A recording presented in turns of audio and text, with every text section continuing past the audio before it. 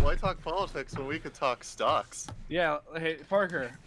By the way, that's the first thing I said on my stream. We're live now, boys. This is just how it goes. Hey, Parker, Okay.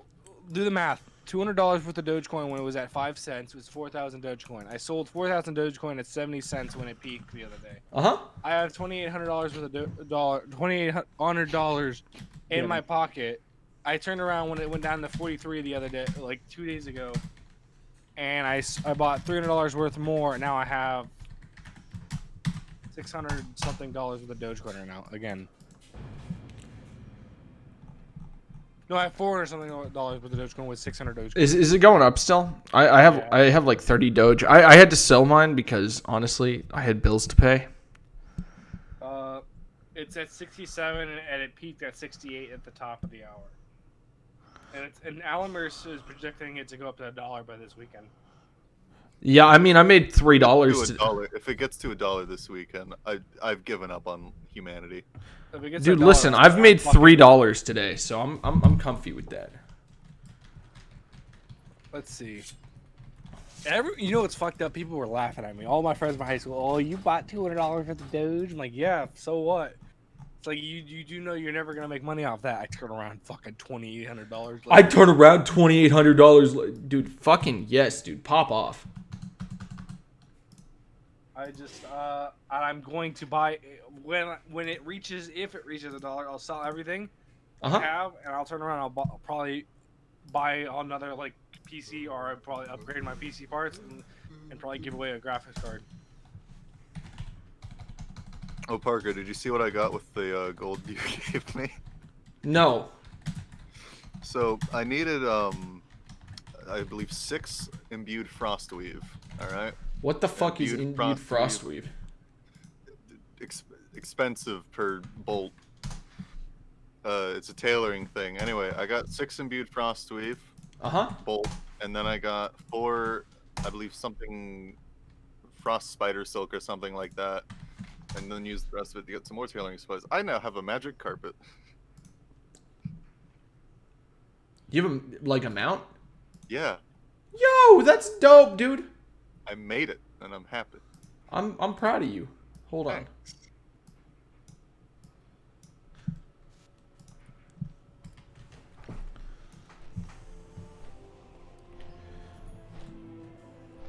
Do you think my lightless silk sold for good money? So I have like maybe a 1/7 of a bottle of rum left, and I think I'm gonna go for it soon. Emily's snapping me asking why I am streaming, because I haven't streamed all week.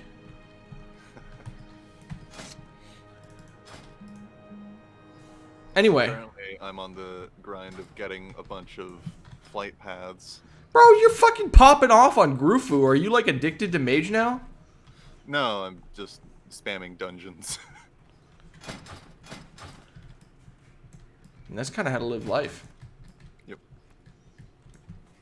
I have no clue whether or not I'm doing good or bad DPS. I just don't know.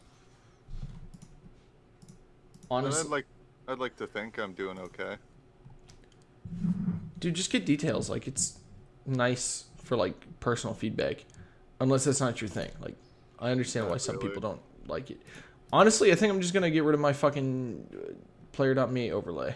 Like, who needs that shit?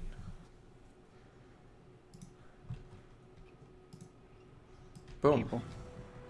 Yeah, but I'm like, who needs to know who my recent followers were? How many people I have? That is boring.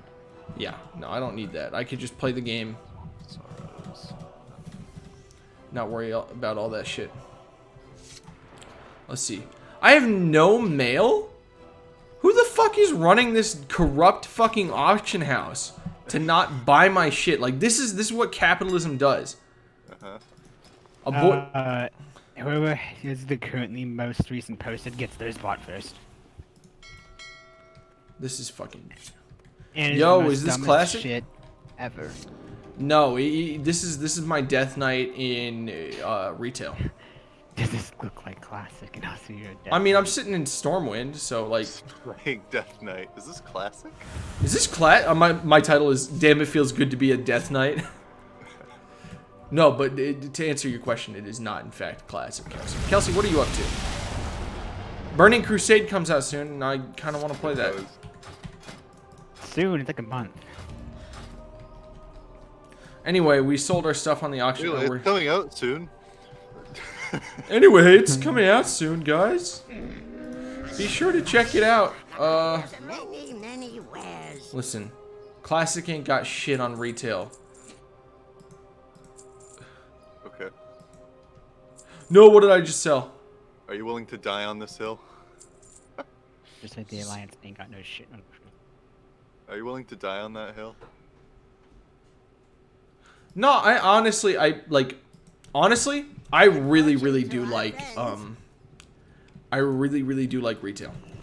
You're crazy, man. Me? Why am I crazy? No. Looking at, like, they barely updated the graphics. Oh, in Stormwind? I don't know. Everything. No, dude, are you kidding me? Lol, please, I'm high and it looks like Classic. I swear they barely updated the graphics. Are you... Well, the graphics of Stormwind. But yeah, like... Well, okay, I think that the Classic is using the new graphics, not gonna lie. That's pathetic. That's not true. Classic doesn't use new graphics. Does it not? No. Okay. I figured it would, since it came out after the graphical overhaul or whatever. No, I think it'd be really cool if with Wrath of the Lich King they actually remastered Northrend from the main game. And then if you played remastered Wrath of the Lich King, you could like choose to play with like updated models and shit. Because honestly, like, why not? Like, why not make your game look fucking good and just be the same gameplay as Classic and have that option for people who want the Classic experience?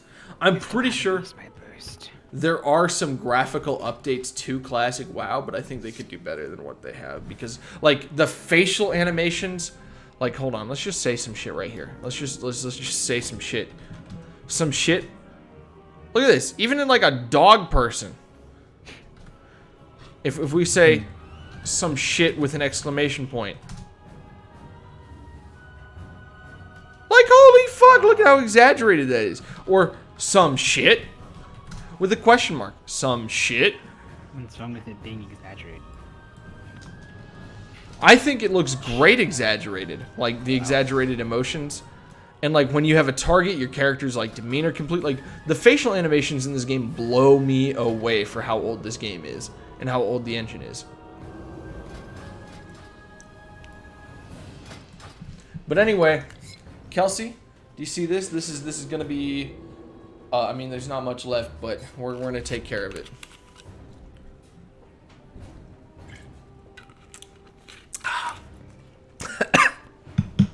You okay? Where's my water bottle? Death, decay, destruction. Speaking of being a death knight, Warlocks. Have a skull following me. Pretty awesome. are you playing on your Volpera? Yeah. You're level 40 fucking 2, bro. What the fuck? You got a problem with that? Yeah. When are you gonna make your alt alliance character? Never. Wow. I already have one. Listen, I feel bad It has been when like literally how big is our group now? I mean, Yeah, I wanna Emily's. play Alliance and I have like 6 horde characters and I don't want to leave. Yeah, no, like that. I feel really It bad sucks like doing so that because bad. like hold on, Nicole. I agree. Ryan said he doesn't really care, but I think if I really if there was the option, like play alliance. No. I really. have to agree with Parker here. What- How many horde If I had an option, I would just say pick one. No, but like if you were to boot up the game solo and play a character, like one character, and you were making that one character, what is your ideal character? If you can only have one character to play World of Warcraft ever, what are they? That would be my human warlock Dirge Fies from back in the day. Why don't you just server transfer Dirge Fries? We could use a Warlock, Because- honestly. Because account. I need to account transfer them too. Oh, okay, that makes sense. And then, listen, Ethan likes Horde too, but he does prefer Alliance. Like if he could, like if we played Alliance, he would never stop playing his Lightforged Draenei Paladin. That's a fact. And it's very hard to find a home, like feel like he's at home with the character on the Horde. That's why he jumps around so much. But I guarantee you, if he had the option from day one to play a Draenei Paladin, he would never even think about creating a new character. Nicole just likes Alliance. We know that. That is the Dark Portal. Okay. He definitely would. Probably a different build too. I have played Alliance and I have played Horde on Classic, and Horde was worlds better of a leveling experience and PvP experience. Yeah, I could see that. Wait, hold on. We need to do... What dungeon did I queue up for? We need to do Halls of Atonement. My master did say to serve everyone. Let's find another side quest to do. Let's do more questing, because I know Kelsey likes to watch the questing stuff. Currently, I'm just trying to get... I just like the pretty night elves. That's what I'm saying, right? Like, I think, like, listen, Ulrich will never be an Alliance character. Gulato should never be an Alliance character. A Horde character. No, I'm sorry. But, like, those characters, like, I will always come back to Ulrich anytime. Like, if somebody invites me to play, yeah. But, like, I feel really bad playing in a group that's like, hey, I want to play Alliance, and me and Luke are sitting here like, well, you guys might be new to the game, but we've spent a whole lot more time on Horde. Like, wouldn't we all be starting from the same point if we just played Alliance together? Technically, I think I started before both of you. Yeah, but I'm missing out and you're playing on. Honestly, 100% of Horde players were nicer too. I haven't interacted with too many Alliance players, but like from what I experienced, it's like, honestly, I've had more social interaction, like just talking to Alliance players, than I have with Horde players on this server, at least. I mean, it's probably about. No, like talking to random people. Like I was just chatting with people in Stormwind earlier today, and I never get to do that in Orgrimmar. Like it's once in a blue moon when somebody will actually be like, "Hey, yo, what's up?" When I would like walk up to them and I'm like, "Hey." I was talking to this shaman and this priest for like a good like 20 minutes, sorry. The priest was having some bad nightmares, and the shaman had started playing Resident Evil 7, the new one. Or is it 8? I think it's 8, the new one. Yeah, I don't know. I don't play Resident Evil, but we were talking about that, and it was fucking cool. And I don't know if that's an Alliance exclusive experience, but I don't really get to have that experience. I mean, me and this fucking Blood Elf rogue in Orgrimmar were talking about smoking Kush. 100% of Horde players were nicer. Oh, until they weren't. Yeah. That sucks. Until they were. What?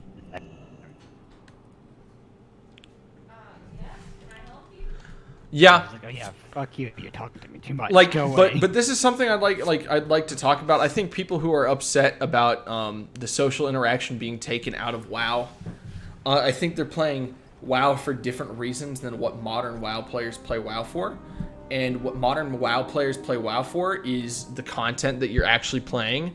And a lot of people, like if we think back to 2004 when Facebook wasn't even a thing and you didn't really have a lot of social services to talk to people, like think about what World of Warcraft was. You went to Stormwind and you could, or Orgrimmar, and you could talk to people on the internet in 2004. Like MySpace wasn't big, and it wasn't big for like it got big and then it fucking deflated like within 2 years. But then Facebook wasn't big. Like it was first and foremost a social service. And you just make characters in Moonguard. No, but it was a social service first. But like, imagine this advertisement back in 2004. You can talk to people on the internet and go on adventures with them. Right? And now when we advertise that and we say you can talk to people on the internet, it's like, why the fuck would I play World of Warcraft when I've got Discord? A lot of the social stuff that you do is now outsourced. Like I'm just saying, you probably talk to the same people more consistently on Discord, even though you play different games. Yeah. Like when WoW was in Classic, like back in the quote heydays of WoW, to talk to those people, you had to continue to play WoW. And some people would literally just sit in Stormwind to talk to their friends. Can you shut this door? Don't know nothing about no sneaky business. All them things I clean up goes into the pile over here. He's gonna show me his pile over here. Oh my god. What's up, George? His pile over there? You're not gonna be on stream. I don't care. Shut it. Hold on, I gotta shut the door and I gotta pee. If my guys yell at me in chat like 1,000 times if my dungeon queue pops, I'll be right back. Okay. to. Even though it'd be like forever if I sit. And so, stream delay. It's real. Hey, Bob Ross And- is streaming on Twitch. Fuck yeah, Bob Ross. Yeah.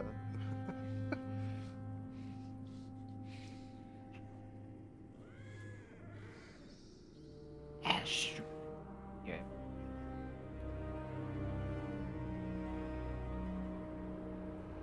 Oh yeah, I've seen those episodes about. I remember that now. Shit. Where's Nicole? Oh, Listen, I start chair. Hold on, I gotta close the fucking door. I started chair streaming. People start pouring in. Anyway, so to talk about what we were talking about just a minute ago, and the MMO and how it's evolved, modern people. I don't think. Listen, I'd probably play a lot of WoW Classic back in its heyday in 2004. I think I'd still like the game, but I think that's just because I really like the fantasy of what you do in WoW. I like not. I mean, the social aspect would definitely be there for me, but I get my social fill from talking to you guys on Discord, streaming on Twitch. Oh. I've been invited Big to Top a guild. Burger. Join the General Goods Merchant. No. But Huh? I play WoW for like the role fantasy, the class fantasy, the content that you do with other players. Like you seldom play co-op games. Like think about Destiny, think about Warframe, think about Outriders, or stuff like that, where you actually have to rely on your teammates. Like you cannot solo carry hard content in this game like you can in Destiny. Like you can in so many other games. And that's just like, I guess, modern game design. Like, we have not had an MMO. Like, even Guild Wars 2 that launched in 2012. Great game, by the way. And I'm not gonna claim that it's a bad game by any means.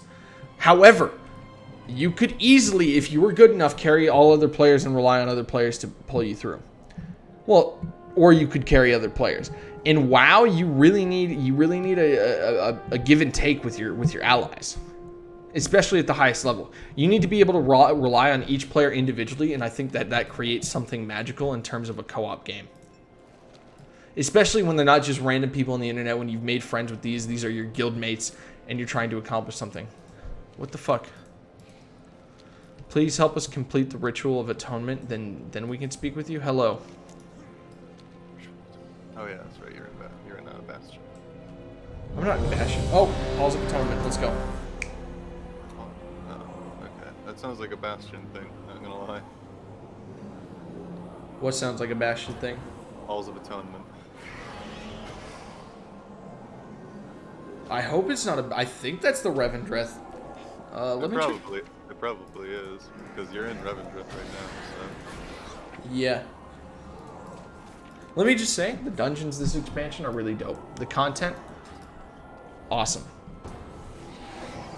Dude, I'm just going around on a magic carpet, getting a bunch of flight paths.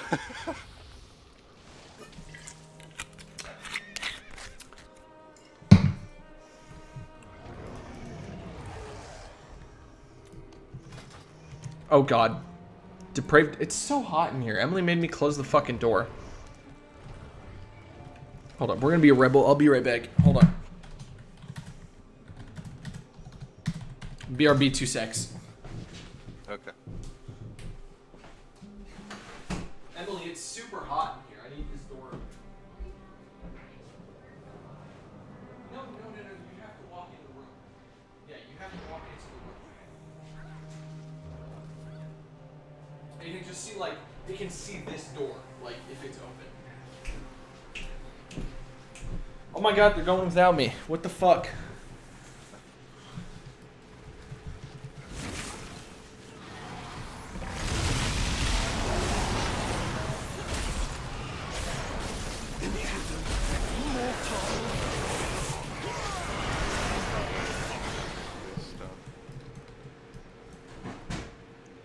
And also, another thing about classic versus retail. I wouldn't trade the fucking modern dungeons for classic dungeons ever. Like, ever. The retail dungeons are just better designed dungeons. Because when you give a team 10 plus years of experience on refining the stuff that they've been doing, it definitely comes out better. The encounters make more sense. Some of them are. Yeah, no, some of them are bad. The Mage Tower was cool. Some of the Torghast bosses are literally like, oh, they fear you and they stomp. Dire Maul has bears. What's up, Nick, dude? I haven't heard from you in a while. How's life going? You still in school? I see your car over there all the time. Hi, Nick. Nick, this is Ryan. Yeah. Dude. I mean, that's just what I get called sometimes. When you name yourself Banner Boy, it's easy to do that alliteration shit with bitch. You can just call me a bitch.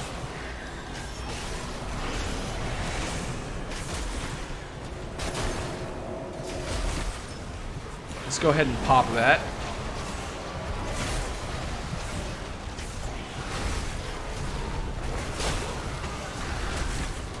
I love classic dungeons so much. I think classic dungeons are cool.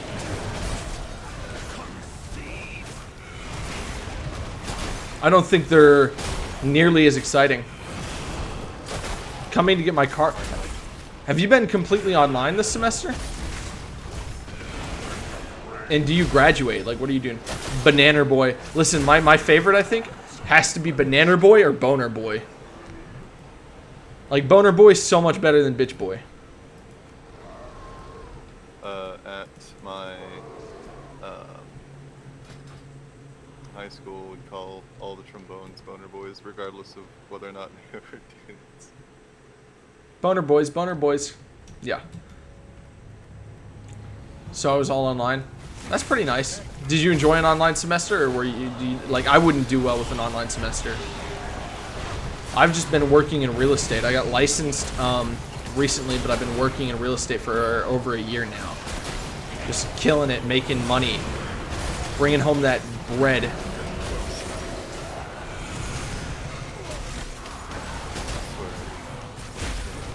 I could not be fucked to do online classes. There's no way. I should have enough graduates. Ceremony will be in winter. Well, you got to tell me when to come, dude. As long as they're still accepting like random people off the street.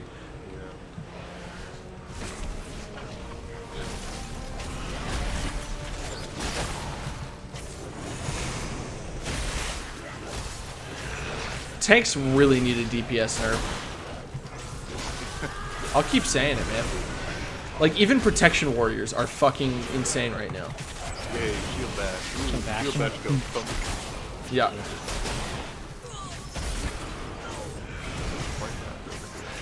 Absolutely. But you made it through it, man. I don't know if I would have. And also, like, I don't want to be miserable in school for... They hated it. Yeah. I don't want to be miserable in school for a couple months when I could just, you know, work, make money, and come back to it later. Like, yeah, I miss out on some scholarships, but if I work and, you know, have money to pay for my shit, it's not like I'm going to be in as much debt anyway. Like, scholarships are beneficial to you when you're, like, fucking 18, fresh out of high school, and you don't have any money to your name. Like, even if you worked, like, a fucking job at, like, Food City or some shit, like, and saved every penny you got, it's still not, it, like, goes, it doesn't go anywhere into paying for college. But if you build up some, like, personal opportunity and, like, somewhat wealth, like, I'm not a wealthy dude, but, like, just better than minimum wage savings, you'll just have a better chance at paying for yourself for school. And less of a worry about debt if you fuck up, because a lot of those scholarships, you fuck it up and they're like, yo, you gotta pay us back.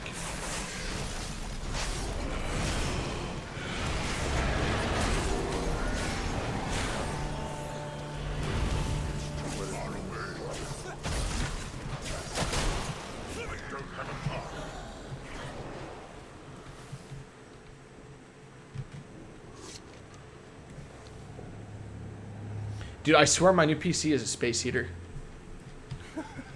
Holy fuck, dude. I closed the door and, like, does that one I gave you, does it make your room hot? I'm not sure. I don't I think it might warm it up, but I don't think it makes it hot. Yeah, if I close the door in here and it's like warm outside, I'm dying.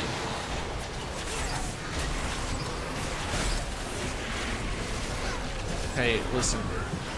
The Venthyr ability to turn these fucking gargoyles to your side is busted.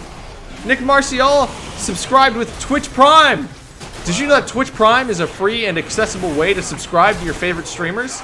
It's not free. If your parents have Amazon Prime, you can just steal their account information and link it to your Twitch. But don't tell them I told you to do that, because I would hate to be a bad influence. He's dropping the things. My scholarship was easy. I had to have 5 classes and keep a... That's not bad at all. Wait, what? Why does this dungeon require level 63?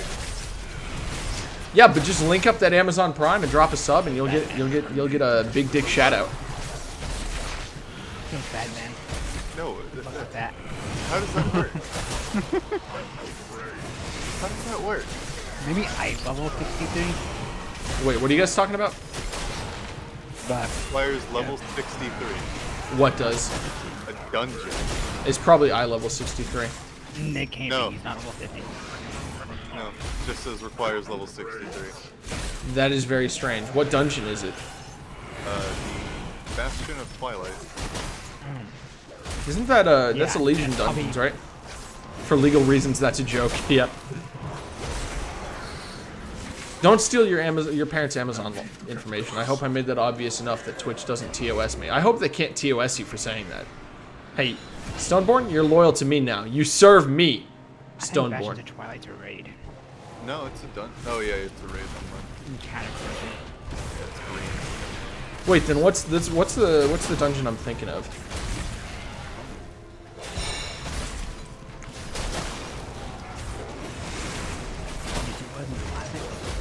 I was thinking Cathedral of Eternal Night. I don't know. They're not similar names at all, but similar in concept of the name, if that makes sense. Yeah, I know.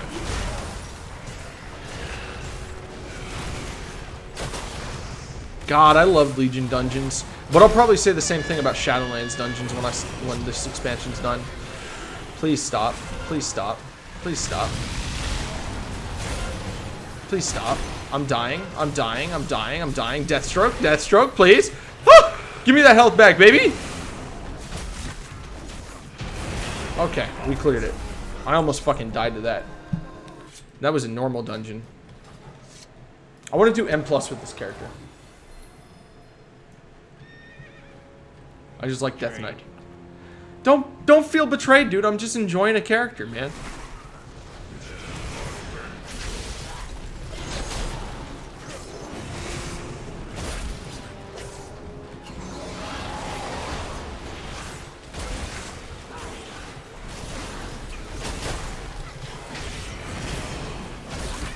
Going around getting flight paths.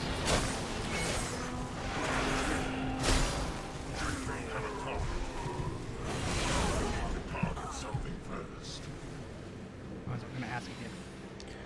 Who's feeling betrayed? Have a good stream, man. Oh, dude, yeah, 100%. Please tell me when you're in JC. I'd love to do that. No, these two app seekers I miss seeing you guys every day.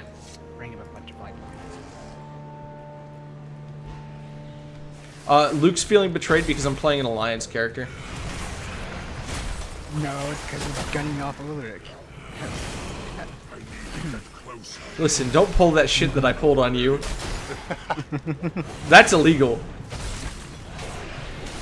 Just like fighting.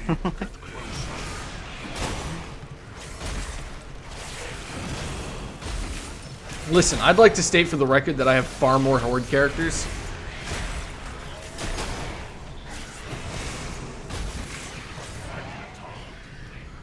And I'll come down to the shop. I have so much more playtime on Horde. I'd say Are you kidding? I have like 1,000 hours in Ulrich. When Shadowlands ends, when just playing in Shadowlands. Oh, in Shadowlands? That'll probably stay true, yeah. I'm just enjoying leveling this character right now, and I'll probably play it quite a bit, but like, I don't know if it's gonna beat Shaman for me. It's hell. If I just started playing Shadowlands as Alliance, I'd probably still have more time to play non-stop. On Alliance? no, I'm forward. And no, if I played Alliance, probably still have multi-time shot went in. So I played Oh, yeah. Well, I think you should have an alliance character. That's just my legal opinion. I do. That you actually enjoy. No Worgen, I really don't enjoy Worgen. That's what I'm saying, man. I like Worgen. I think they're dope. Have you played R6? My phone broke right now. Hopefully I will have it fixed by the 10th because it's the flight day. If not, I'll message you. Yeah, dude, I'll hit you up on Snapchat. Let me put that in my calendar. Oh, speaking of calendars. Oh my god, thank you. Oh my, I forgot to put something in one of my agents' calendars. Holy shit. Nick, you're the best. Love you. Oh shit. It's that time of the month again where my office starts charging me my monthly invoices. Okay, so calendar. And then sheets. Oh fuck, I got a helmet drop? Let's go! Okay. Dude, I wish I got a helmet drop at any dungeon I've run. Yeah, forehead. It's not like they're expensive to level up.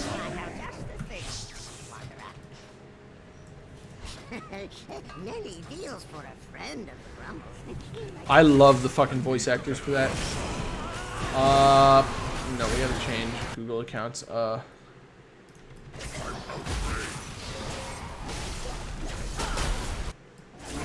Calendar boy, kiss sound, thank you. Yeah, I'll put it in my calendar. Give me a minute. The 10th is like next week.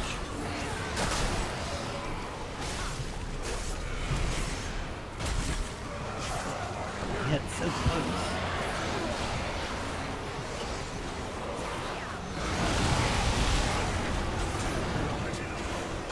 Let me just jump to top DPS real quick.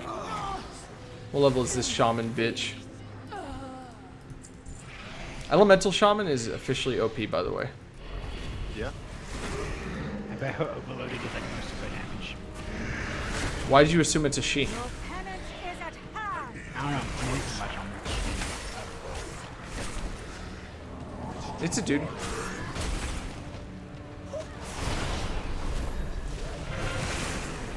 R6 was fun back in the day. I think the game's character base has gotten oversaturated.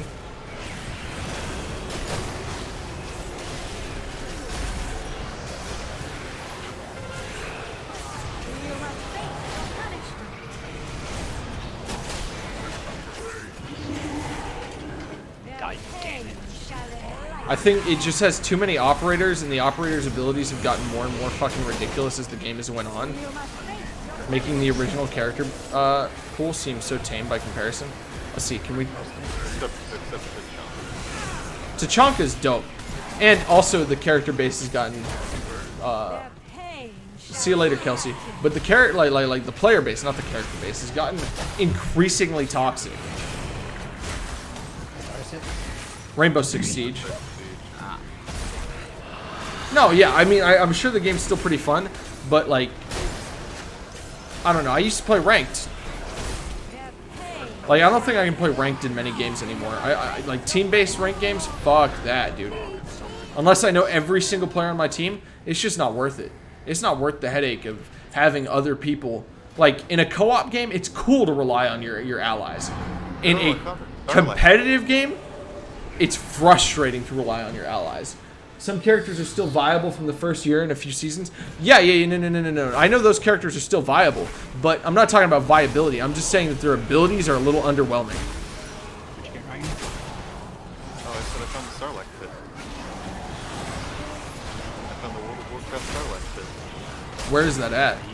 It's in Twilight Highlands, the mob Highlands or whatever.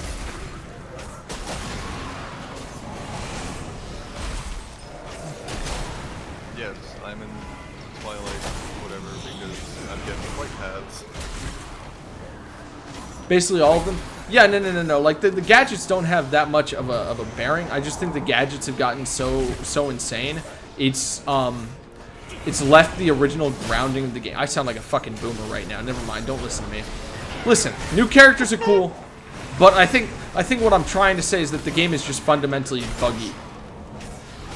and that the hit registration is frustrating. And also, characters have gadgets that are just better at helping you kill people than other characters. Damn tank.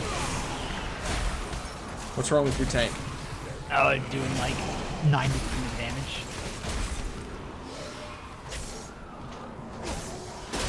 Showing bad.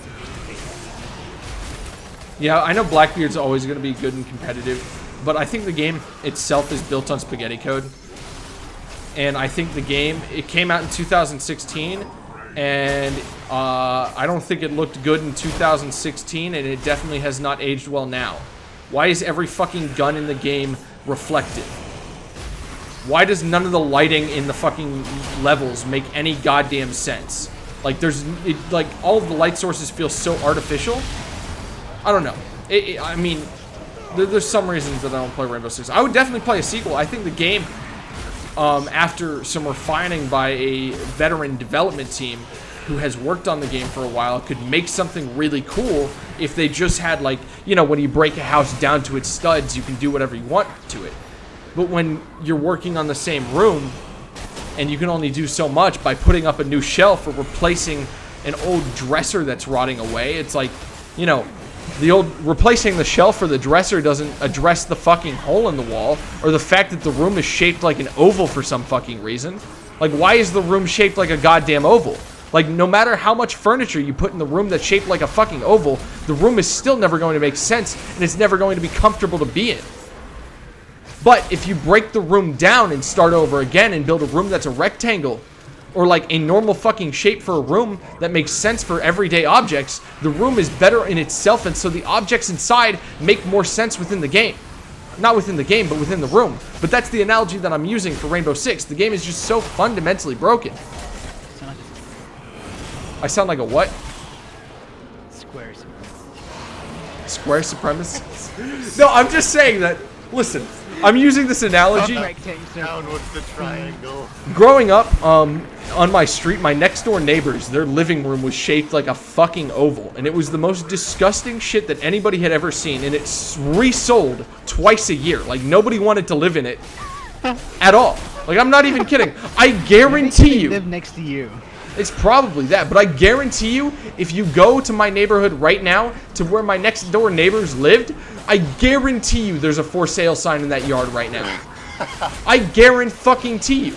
And even in this hot real estate market where people are killing to buy a house right now because they're going so fast, nobody's buying that fucking house because of the oval-shaped room. Fuck, I'll buy that house. I think it looks pretty good. Operation or Medic, yeah, I mean, I've played since then. And like, the game doesn't look awful by any means. But like, stylized graphics, like games like Valorant that have much less graphical fidelity, look better because the lighting makes more sense. Yeah, World of Warcraft has ray tracing. Well, no, I don't care about ray tracing. I'm not, like, not just lighting effects. I'm still confused by that. But everything in, like, a game like Valorant, for example, is so clear. Like, the abilities contrast so much with the environment, when in, like, I guess part of the game is to look for that kind of shit, but, like, again, the lighting can just give shit away. The Oval Office is disgustingly shaped. Yeah, fuck the Oval Office. That's exactly what I'm saying. Do you want to know why it's shaped like that? No, why? Because the couches in there are also in a curved point. And the reason why they're placed the way they are is so that you have to either sit really uncomfortably to see the president. It's basically a power play. Is it really? I did not know that. That is some information. Fucking. It's an R circle. The oval is a shitty shape. Yeah, no, the oval is a fucking. It's a circle with birth defects, dude. Fuck. Oh god, what did I Fuck start? ovals. Fuck ovals. Square supremacy for life. Fuck them. Honestly, who the fuck sits in an oval room and is like, yeah, this is fine? The president? Dude, Donald Trump was the last person before. Do you think that the Oval Office made him more comfortable with himself or less comfortable with himself? I don't know. I don't Who's care. the president? Why do you think the Obamas had marriage problems while he was in office? It was the oval shape of the room. And to claim that it was anything other than the oval shape of the room It's just ludicrous. Like the rapper. Terrible.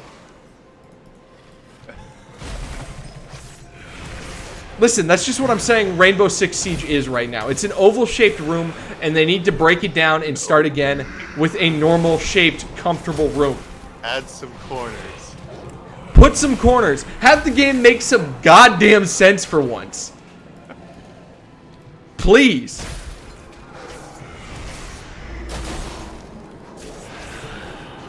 There's so much just broken code. Like, literally, I've seen so many clips, and I'm sure if you played the game for any, like, if you know what every character in the game does, if you have at least that basic level of game knowledge, you have encountered at least, I'd say a dozen times, where a dude peeks you around the corner and you blow his fucking head off and he still kills you and takes no damage. 100%. There's no doubt in my mind that everyone who has played R6 in this chat has experienced that. On a multitude of times. It's not like an irregular basis. The greatest value circle. The greatest value circle. Yeah, yeah. That's what we're talking about. Fuck that, dude. Fuck ovals. Return to square. Return to square. Man invented the wheel. He didn't invent the oval, dude. That's some Satan shit. Like, that is the unforgivable sin, is drawing an oval. Well, they have cool properties, though. What is the cool eggs are shaped kind of like ovals? No, they have cool properties. They have 2 focus. Hold on. I have a very important Google search. How to calculate the volume of an egg?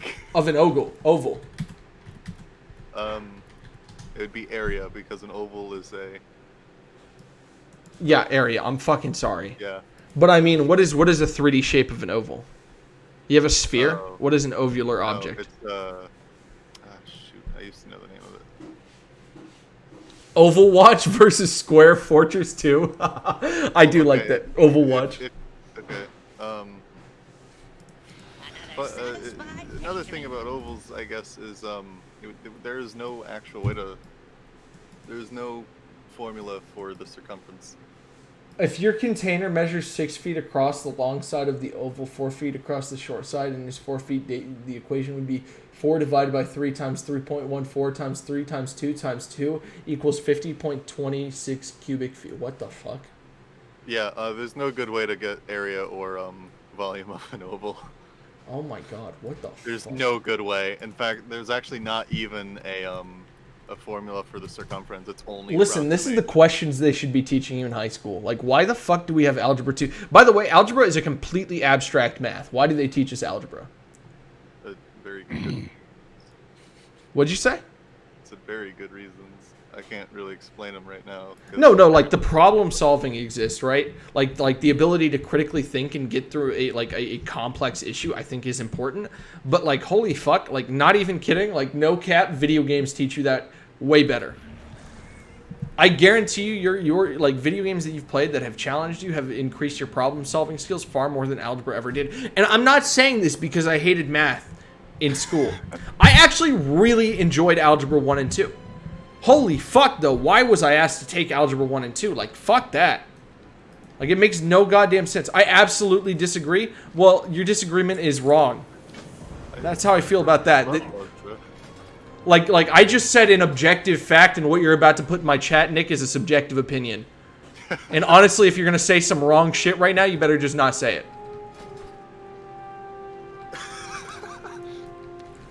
It'd be better to walk away with your dignity than to enter what you're about to type and look like an idiot.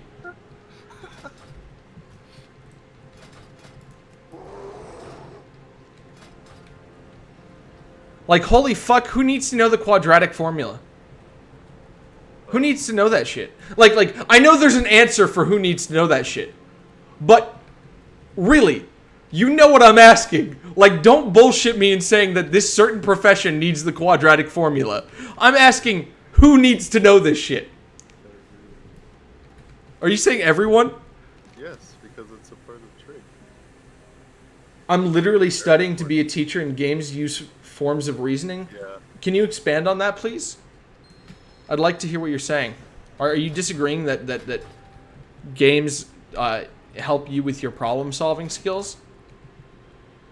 Maybe reason is would you say reasoning is different from problem solving? They're disagreeing with that. I'm pretty sure they're disagreeing with the fact that saying quadratic formula is pointless. Okay. Tell me the point of the quadratic formula. Hold on, let me bring this up.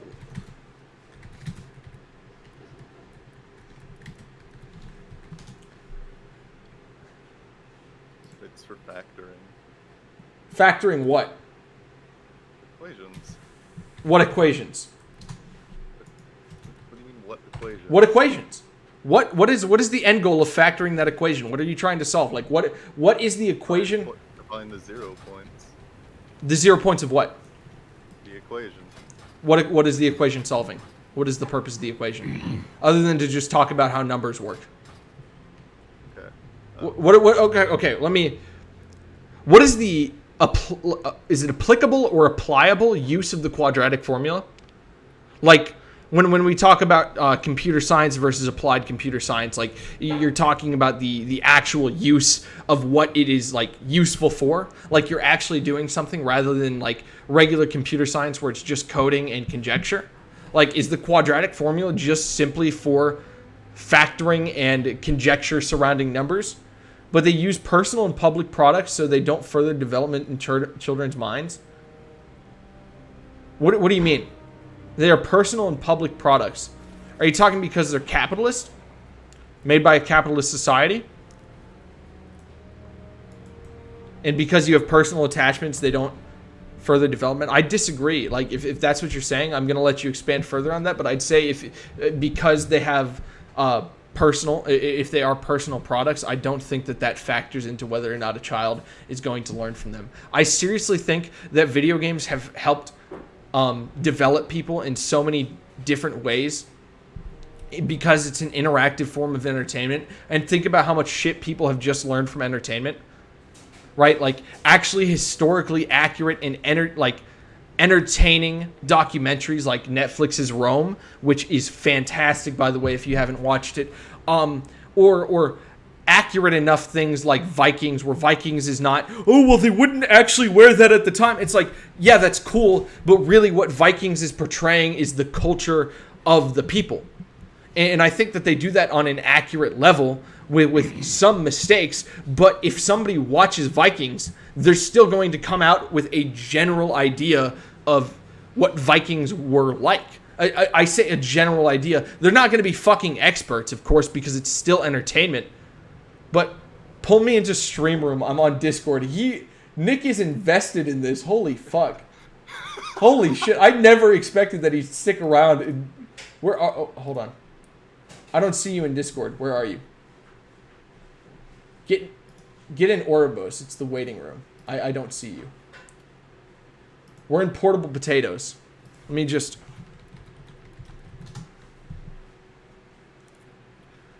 General. Where is General? Do we have a General chat still? There we go. Liz Spice Man.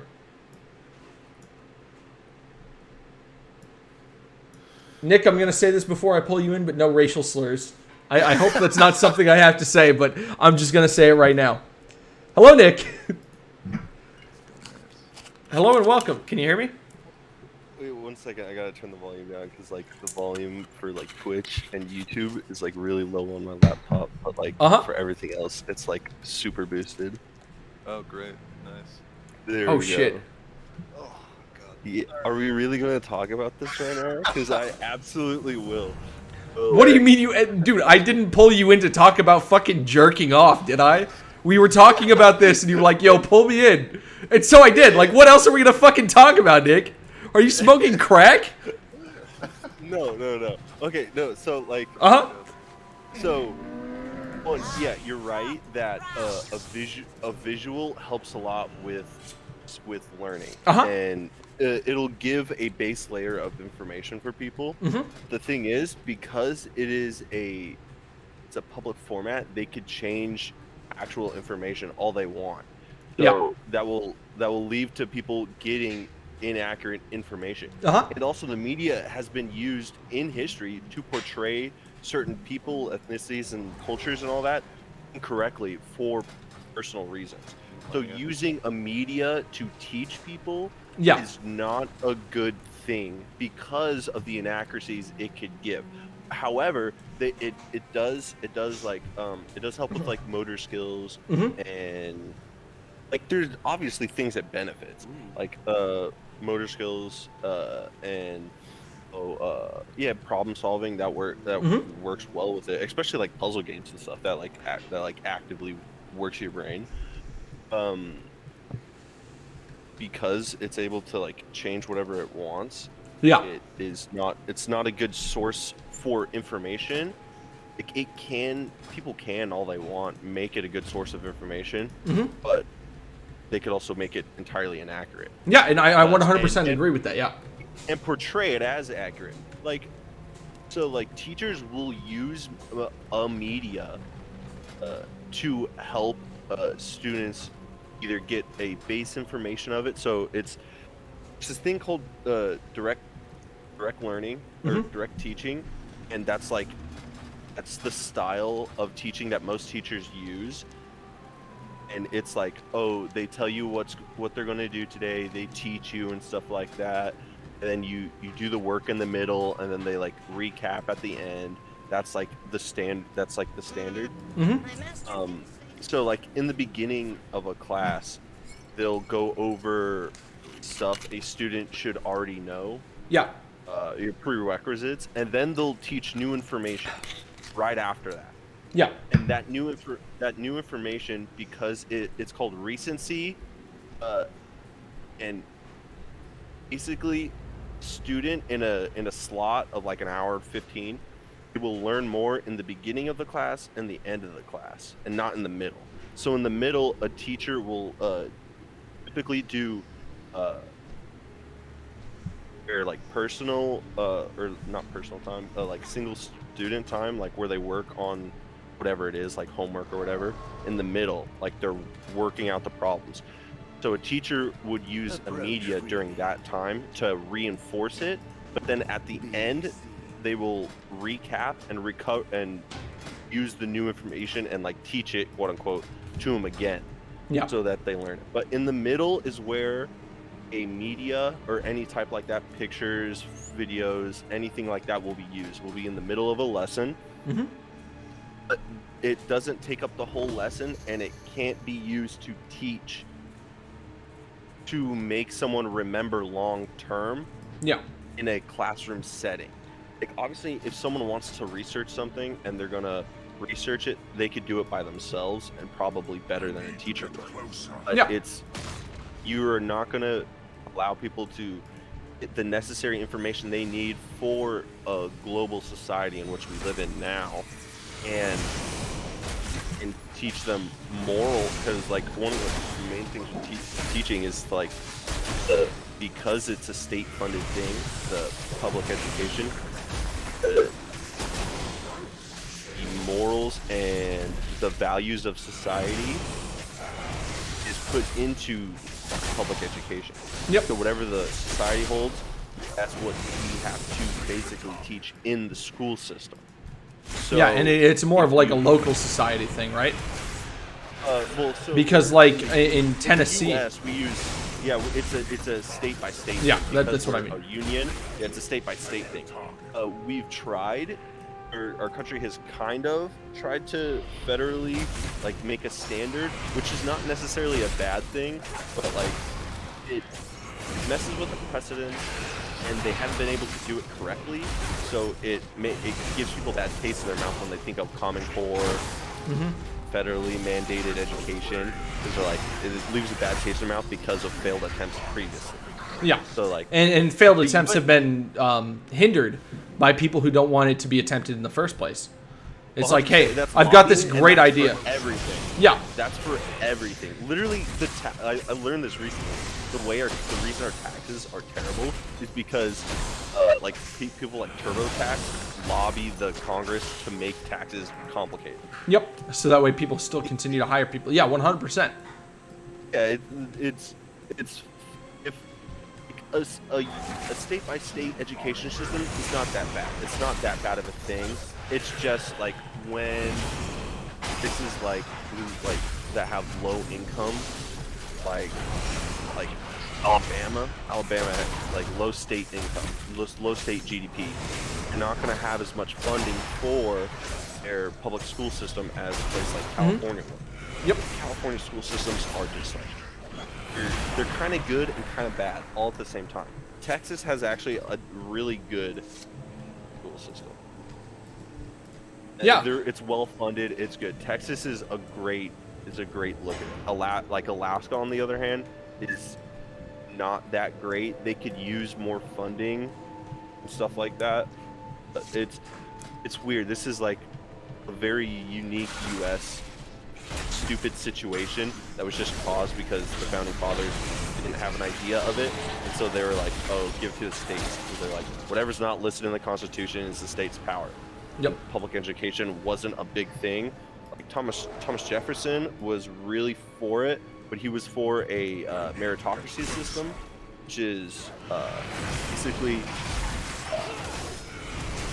you find out if a person is actually smart or not, and if they are, they'll be allowed and given permission to further their education and academic prowess to basically be an elite in the society.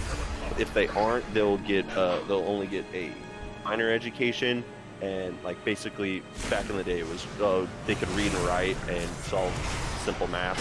Yeah. And they'd be good to go in society. Like now we would like I think his name is not Kant, it was Kanan or something like that. Canant. He's like a modern revival of the meritocracy system, but people didn't like. We kind of used some of his stuff, but we didn't use all of it. He was like, oh, basically, if their IQ and SAT is not high enough, they shouldn't really go to college, and they should get start working towards trades and labor in high school. So like, he advocated for a large elective system. Like, so people can take electives in which they want, but they were like trade based. So like, I don't know if your guys' schools, mine certainly did. We had a woodworking class, and we had FFA, Future Farmers of America, which it's no longer called that. It's not. What is it? it? It's FFA, but it doesn't stand for anything anymore. Like, not even kidding. It's like literally stupid. Yeah, it doesn't make any fucking sense.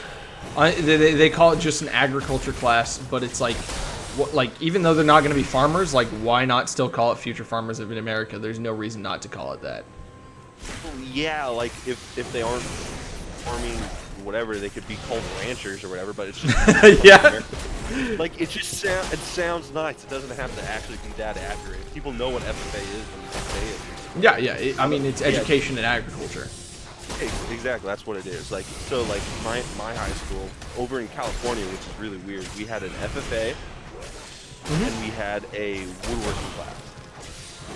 We had a few others that were like, we had some like programming and animation stuff, so the students could learn that. That was kind of it. That was as far as ours went. So like, I know other schools have like metal shops and stuff like that. That's like fantastic too. Yeah, we had shops. So like, yeah. So like, that's what like he would advocate for, and instead of what we have now, which is a really not that great education system, where it's like everyone's allowed to get the same education, but like you just kind of push through. Yeah, it really is the same education without a focus on any kind of skills such as trades. Actually, our education system, I feel, almost shames the trades and pushes people away from them. Which I mean, now at 100%. That back in the 60s, which is when the SAT was first introduced, it was for a meritocracy system by Cannon or whatever that dude's name was. Yeah. The reason he put in the SAT was to see if people were smart enough to go to college, which is like, it works. But they lowered like they've lowered SAT standards to like, oh, everyone is able to get into college, so everyone thinks they have to get to college. And they've started taking out all those electives and trade stuff that used to be. So like, the thing is, like with standards for college, I think anybody who wants to go to college should not be barred from going to college based on a test score. I think 100% no. Like they shouldn't be barred. Like if they can afford it, or they can somehow get there, if they really want to, 100%, they should be allowed to. But, like I think our idea of junior colleges and like, oh, you're going to a junior college, is like, it's, I don't know. Our junior colleges suck. But like my friend, she went to university in Germany. She was German, and they had junior college for free, and it's like it's kind of like just high school continuation. So their basic education level for like average citizens is way higher than the U.S. is, for example. Yeah. So like all these issues and stuff with our education system is Elmir's stuck in the haunted house. Just because the U.S., the founding fathers didn't know exactly what we needed later, so it was left to states' power, which is okay, could be better. I mean, but at the conception of the United States, it was more like what the European Union is. There was literally like 2 states that had any form of public education. It's like 2, and then they started to reform it, and so where multiple people got it after the first few presidents, they're like, oh, here's how we're like lining it up how public education should be. It was like super minimal, but it was still good. It was good for the time. So like it was based off of like Massachusetts, I think it was. Okay. So like Massachusetts was like, oh, we're gonna have a public education system and stuff like that. It was really religious, which obviously took time. Yeah. But like that was the starting point. It was actually pretty decent for the time around the world and stuff like that. So like, for what our education system started as and what it is now, it's not that bad. Could definitely use reform though. Yeah, I mean, truly, when we started from nothing. But you've said a lot to unpack there. So oh, absolutely. I get so yeah. Okay. So, I have such a I have a lot of like random facts that I know, and so they always connect to each other, and I keep going further from the point. The point was games are not good for teaching long term, and I started there, and then immediately how education's bad, and then we'll start back at that beginning point, because when I was talking about games and I mentioned Vikings, I think that think of the show Vikings. Yeah, no, but what I said there is what I meant is entertainment is good for foundational information. Again, entertainment is not good for factual information, but for a basis of understanding.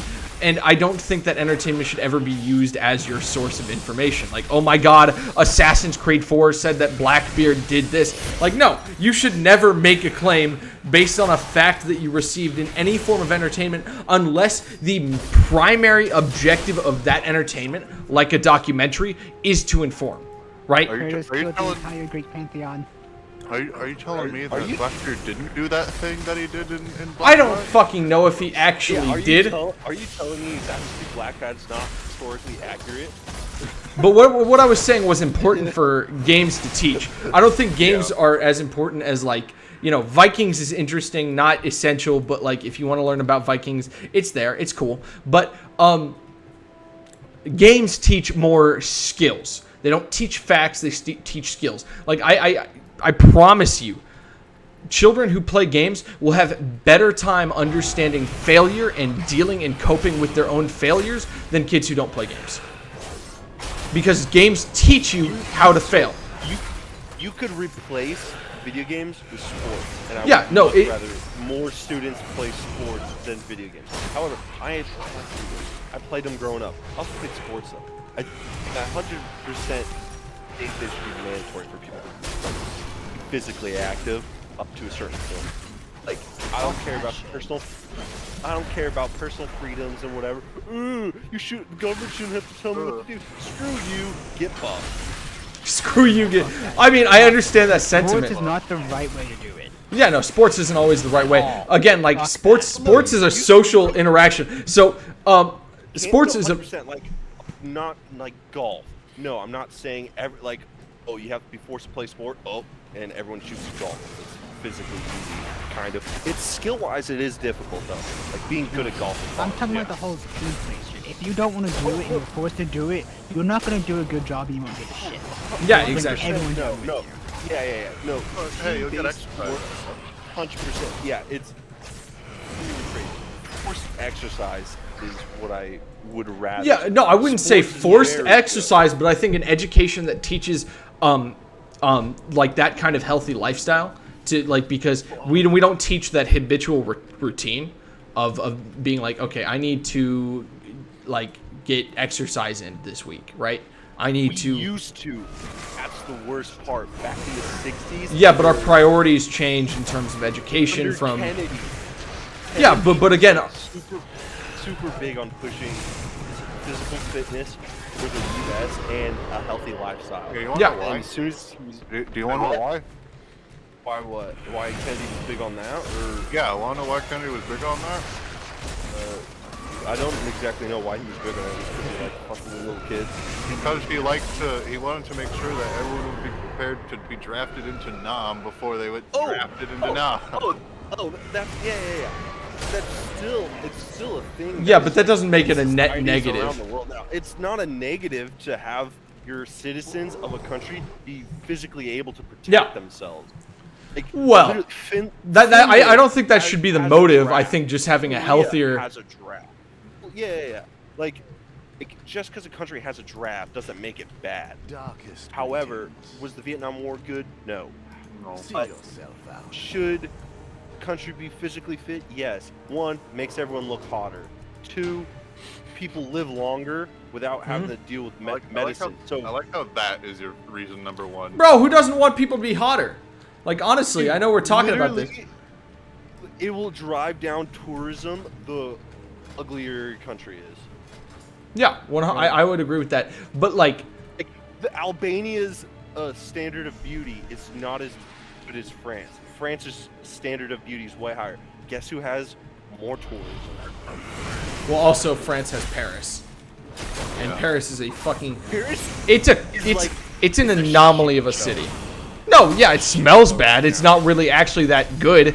But, like, the Eiffel Towers... Portland is a shitty city, too. It is... Like, when I was there, it was like, oh, cool, Portland. It's, like, a really big city on the West Coast. I was like, oh, cool, I'm going to see a bunch of cool stuff there. Because, like, I live near LA. I've been to LA. I was like, ooh, Portland, new city. Go there. Dude, crackhead starts yelling at me. I'm by the courthouse. It was like, what? It was so weird. And like that's basically France, but the French version of it. They have all the Romanis in there, and they got all the other people that are coming in. And it's just like, oh. And Paris in particular is just Paris is just English. No, Paris is just French Portland. Paris is French Portland. Same thing with London, dude. New York is like, everyone's like, oh, New York's so pretty, it's a destination city, it's a super city. Dude, it's like a shitty super city. It really is. Same thing with Mexico. Mexico City is a super city. Is it? Yeah, it's a shitty super city, though. It's not a good one. I don't think any super city will actually be good. Tokyo's not that bad. I want to go to Tokyo. I'd also like to go to Shanghai and Beijing because those are super cities too. Yeah, I mean that'd be cool. I think Asia's dope. I think their standard of public health and awareness is actually a little bit higher, even though they have fucking concentration camps in China or re-education camps. Okay, but no re-education camps. So yeah, they are re-education. They are technically re-education camps because their purpose is for re-educating. However, there are 100% tons of abuses and like bad stuff that goes on. They are so when people call them concentration camps, and the word concentration camps is loaded word too because people think it means the death camps. The death camps were something different. No, but China does have death camps. Nazi Germany had a bunch of bunch of different type of camps, but they loaded the word concentration camp and so everyone thinks thinks it's an all-encompassing term for all. Maybe we should just call them internment camps instead. Yeah, Oh, because but if we do that, then our Japanese internment camps sound worse. but they were terrible. They were terrible. I don't see think. the problem with that. Listen. I think at a certain point, when atrocities are committed, we don't really need to be measuring how bad the atrocity is. Like concentration camps are bad. That is literally why we don't call it that. Yeah, I know. Our Japanese internment camps were not. They're bad, 100%. They were not the same. They weren't re-education camps or anything. They were literally a bunch of Japanese people were put there because they didn't know if they were going to be spies, and to also protect them from public opinion. That was literally like the reason for it. People had bad experiences there, but the standard of living was not like. Yeah, but people are still taken from their homes. Okay. Like no. It's still an absolutely atrocious thing to do. Like it wasn't even just a bad thing to do. Internment camps are some of the worst things that you can do to somebody, right? I mean, yeah, concentration camps are worse, but we should not be measuring them like sending people to camps on a degree past. Oh, we're sending people to camps. Like no, just because America's camps. Measure. But why? Why even measure? What's the point in saying America's internment camps were not as bad as concentration camps? What's the point in saying that? It's still terrible. It still should not happen. It is inexcusable. And if we measure them on different degrees, I'm not saying that you specifically are trying to excuse, but no, it's not excusable. It is not. It is in no scenario excusable to rip people from their homes. Society, of course. When that ethnicity of a homogeneous society is within your own society, it is justifiable for a country to at least question the loyalty of those people. No, that's not within reasonable thought. That's fucked up. It's racism. And no. The fact is that it's absolutely not. Rather than justifiable for a country to do it. Rather than identifying... Are you justifying Nazi Germany? I mean, not justifying no. Germany because they were not at war with the Jewish state because there was no Jewish state at that point. Shut the fuck up. Let me explain. Okay, Nick, I need you to stop talking. You've been talking 30 minutes straight. I need you to understand why this is fucking stupid what you're saying, okay? So...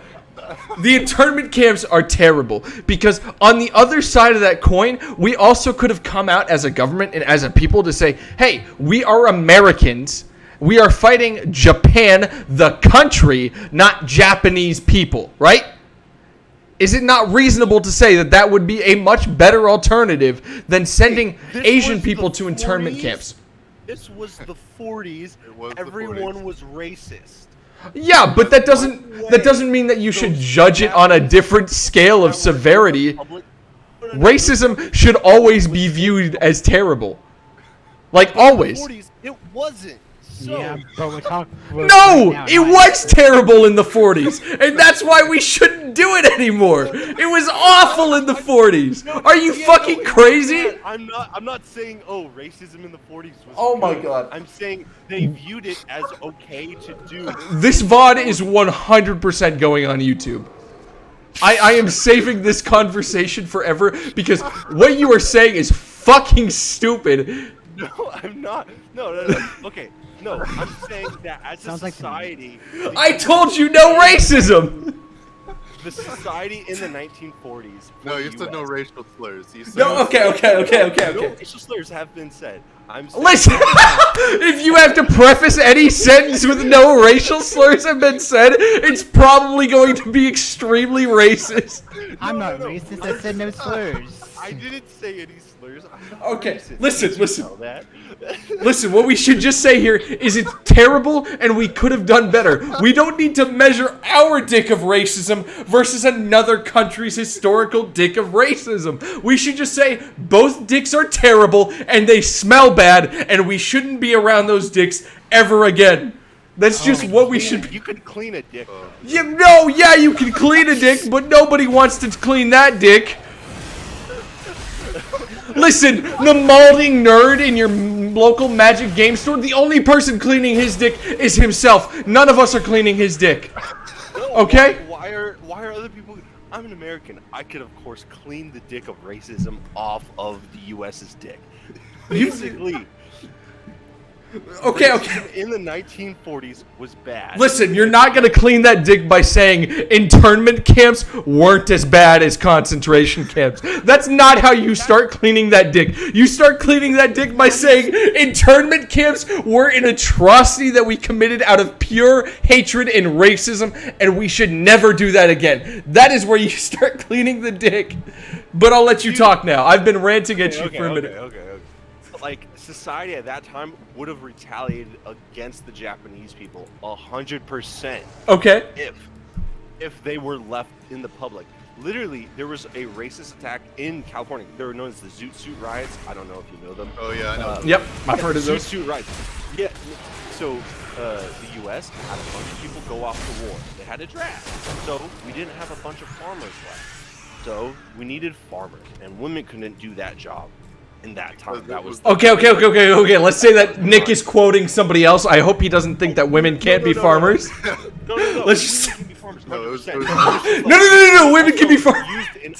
They were used in different ways. We needed more people. Uh-huh. The thing, and so they used Mexicans. They invited them, and they said, "Oh, you could work on farms." There was a act. I forget the name of it. Basically, they could come and work at the farm. When they did, they were able to earn a decent amount of money, especially for a Mexican income. So one of their cultural standards of the people that came here, one of their cultural dresses was like those zoot suits. It was like their style. It was like I'm gonna look up a zoot suit right now.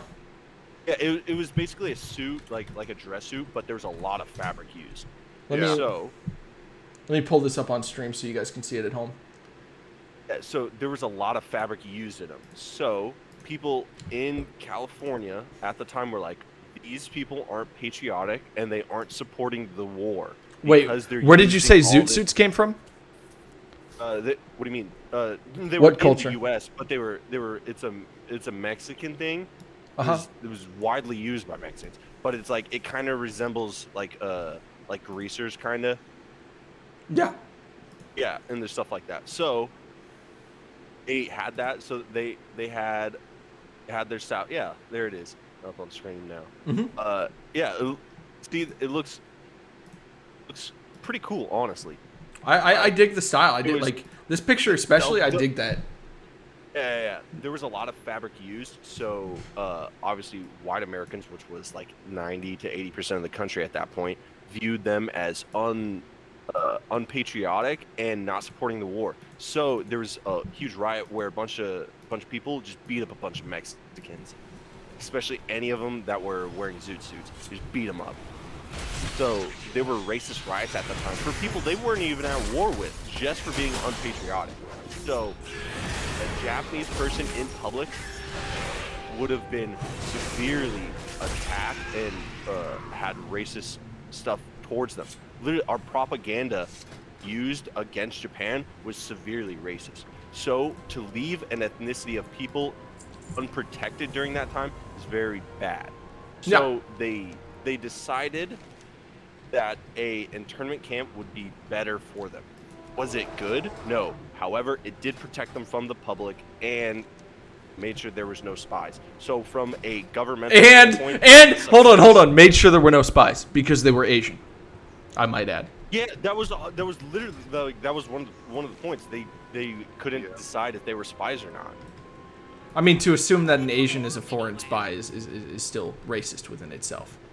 Especially now, but like back then, they were fighting a homogeneous. I guess the country at the time. They were also fighting communist Chinese.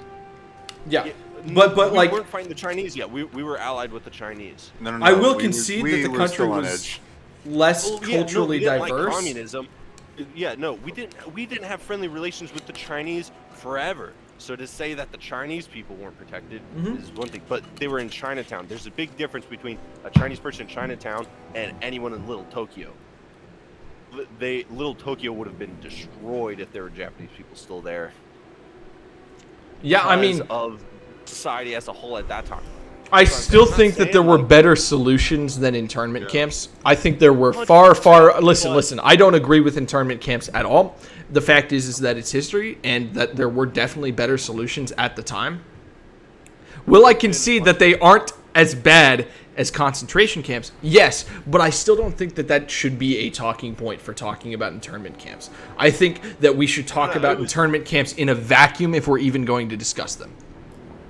You can't talk about it in a vacuum because it's not a part of every society, and certain societies did it and at different times. No, but I'm talking about specifically American internment camps because, I think, it is a for. Can you really talk about? Not really, because I think you could because technically, like, if you think about it, argue that any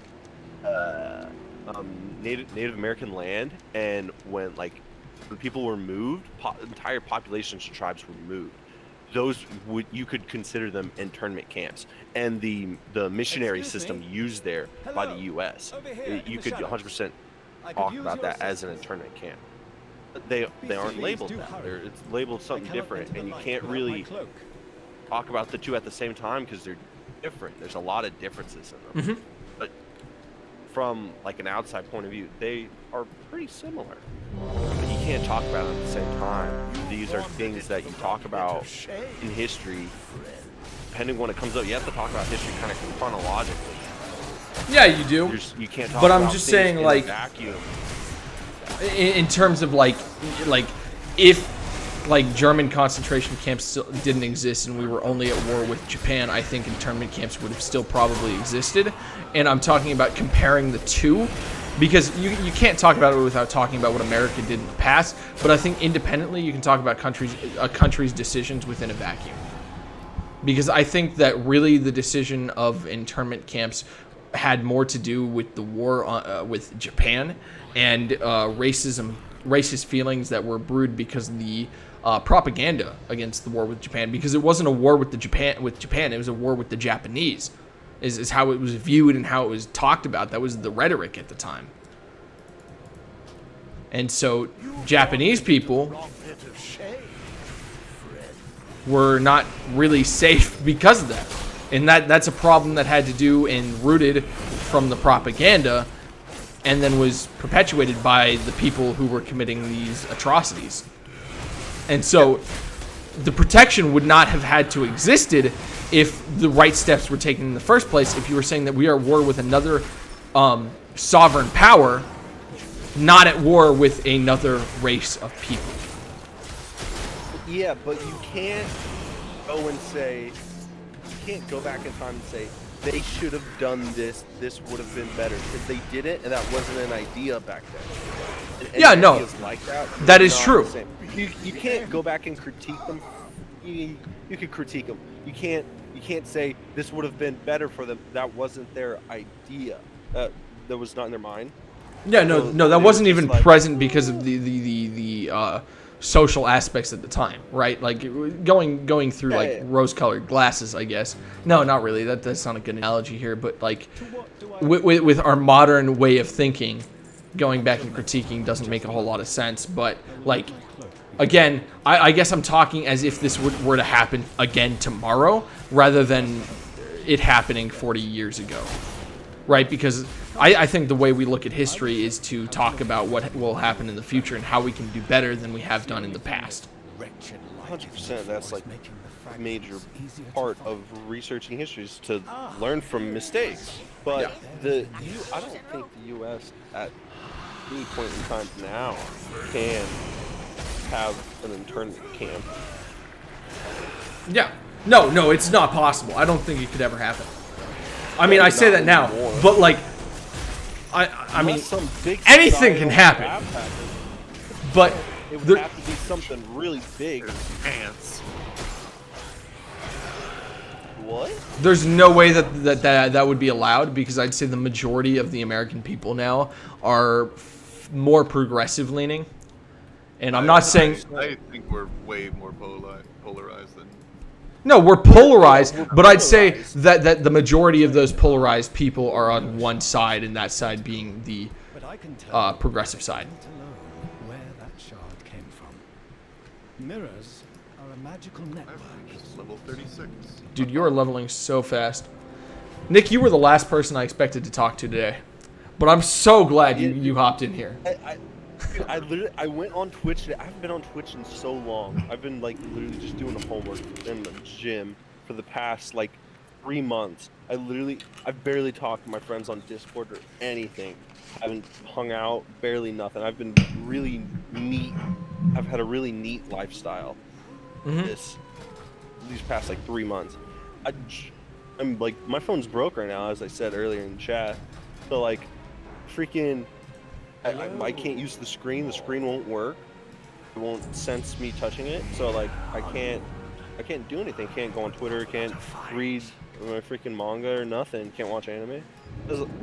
All the like save stuff, what I'm watching is on my phone. So I'm like, I'll just wait until it fixes and I could binge everything again. But like, I was like bored. It's like I read all the manhwa I've wanted to read. Just like now I was like, okay, I'm gonna hop on Twitch and see what's going on. See if Nadeshot's on. If I can watch Nadeshot. What went through your head? Like, yeah, I'm gonna watch Parker's stupid fucking stream for a minute. No. Yeah, so like I clicked. I was like, oh, maybe Tim's on. Tim wasn't on. I was like, I know he like gets off at like noon here, noon California time. Like, I was like, oh, he's probably off. I checked, he was off. I was like, oh, let's see. I saw Soda Pop and Shroud. They were doing a new thing. They were like, oh, they're doing an ad. I was like, let's see that. I hopped in there for a little bit. Ad for the game. Game looks like it'd be fun with friends. However, it is not optimized at all. What game? No, it is. What game? Hood. Hood Outlaws. That game does interest me, but I haven't looked into it enough whether or not to judge it. It looks fun with friends, 100%. Kind of like Dead by Daylight. It's fun with friends, but it's not optimized. Fuck Dead by Daylight. I could talk shit on that game for hours. Really? I have fun when I play with friends with that game. No, with friends, but yeah, the game, the community is so toxic. Oh my god. Yeah, so same thing with that. The community's not going to be toxic, I don't think. It probably could be. I think it's beta right now, but they're playing it, and it looks like it could be fun with friends, because like it's like a... I'm going to pull it up right now. Assassin's Creed Unity? Yeah, I played Assassin's Creed Unity. So, you know the online thing that they had going on with that, where it was a heist? It was a group heist? Yeah. Yeah, I know a little bit. Yeah, it looks kind of... It reminds me of that more than like a GTA heist. It's only $30 though. I'm actually not upset about that. Yeah. Yeah. No, it's probably like a $20 to $30 game, 100%. Yo, I might so recruit some people to do a stream for that. That would be fun. It looks like it'd be fun. It'd be fun with friends, and it reminds me of Assassin's Creed Unity's thing like that. Obviously not as optimized as Unity's one. Unity's was not that great though. I had fun playing it. But for Hood Outlaws, their height system it reminds me of that. But apparently it's like two competing teams. Or like I think it's like a 4v4. Yep. Like protection, and one tries to steal something, or they both try to steal it, or something like that. Something like that. So like it looks like it could be fun with friends, but it was optimized. But like I saw that and I was like, I wonder who else is on. Try to see if Nadeshot. No, I was like, is anyone else playing Valorant that I want to see? I'm like, not really. And I was like, hey, Banner Boy's on. I was like, let's hop in there and say hi for a quick. I was like, I'll hop in there and say hi for a quick second, because I literally said I was gonna leave like not too long after I dropped in. Yeah, I was like, hey, have a good stream. And you said wait for a second, so I was like, okay, I'll wait.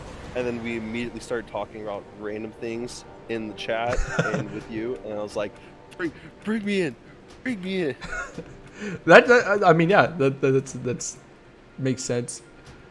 Because you are passionate about education and many other parts of society. Holy fuck. Dude, I literally can talk about, like, if I'm interested in it, I could talk about it for hours. Yeah, dude, I can literally talk about politics all day, every day. I fucking love talking politics with people. Politics annoy me though. Yeah. Like they really do, because it's literally the same thing. Once I realize it's always the same thing, it sucks. No, like I mean, a lot of the time the conversation is not fruitful. Oh, 100%, which is why it annoys me. Yeah. I know a decent amount of. No, but I think talking politics in a different way. I don't think arguing or debating is the way to do it, dude. I think the way to do it is to be like, why? Why do you think that? Not to be like, hey, here's why you're fucking wrong. It's like, why do you think that? And now I'll tell you why I think what I think. Here's why these two ideas conflict. It's more of the why for me. I love talking about the why. Like, what benefit does this ideology serve you and your family? What is the benefit to society of your ideology? Right? Like, really, really talk to somebody and ask them to break down what they're thinking. Because a lot of times when people break down what they think, they realize that, you know, it's not all true for them. That some of what they think is just based off of like tokenism or like sanctity of like certain things, like the Constitution. Like you respect the Constitution not because you agree exactly with what it says, but just simply because it's the Constitution, right? Yeah, dude, and I'm not saying for any specific reason. Constitutionalist. I used to be a constitutionalist. I'm glad I'm not anymore, because there's obvious flaws with it. Other things in there are perfectly fine and reasonable. There's obviously flaws with it and how our system of government was made. It was good for the time. It obviously is not good anymore. Well, it's still good. It's okay. It's functional. It'll eventually stop being functional, though.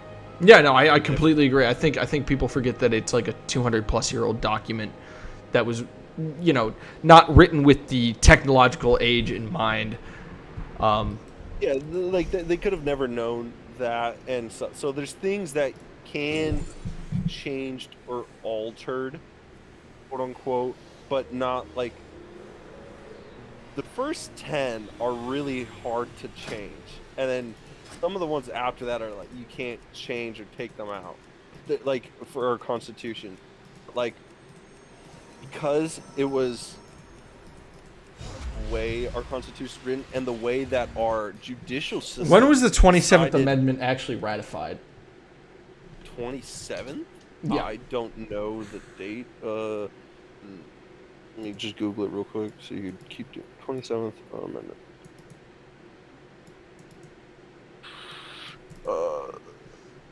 That's the most recent one. It was 1992. We've gone 30 years without a change to the Constitution. I don't know. I feel like we could definitely do with some change, especially because 1992 is before the country was even online. I think the internet has added a whole new dynamic to people like personal freedom, and it needs to be addressed in our documents of law. And it's really not like most of the government, like in laws and things, pretend as if the internet does not exist. And so things like music are completely unprotected and have to be pursued by copyright cases. Like, I don't know if you've been paying attention to Twitch. I cannot play copyrighted music on my stream anymore. No, I do know that the copywriting it's honestly so bogus, man. Yeah. And we don't have anything to address the digital consumption. There's no. You can't address it because of like when copyright back when it came out and copyright now are two different things, and so like you can't like use laws from 100 years ago and think they should be the exact same 100 years later. Culture and society changes incredibly beyond that time. Yeah, I agree. And it's like people try to act as if the internet doesn't really have an effect on our culture, and it really has. It's had a massive effect on our culture. I think that the creation of the internet has people more informed, and I think that's one of the biggest reasons why most people en masse are now more progressive.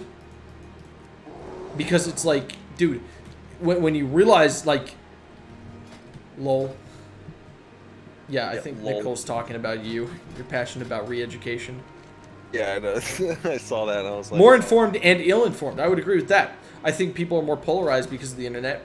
But I'd say on average, again, great stuff from Men in Black.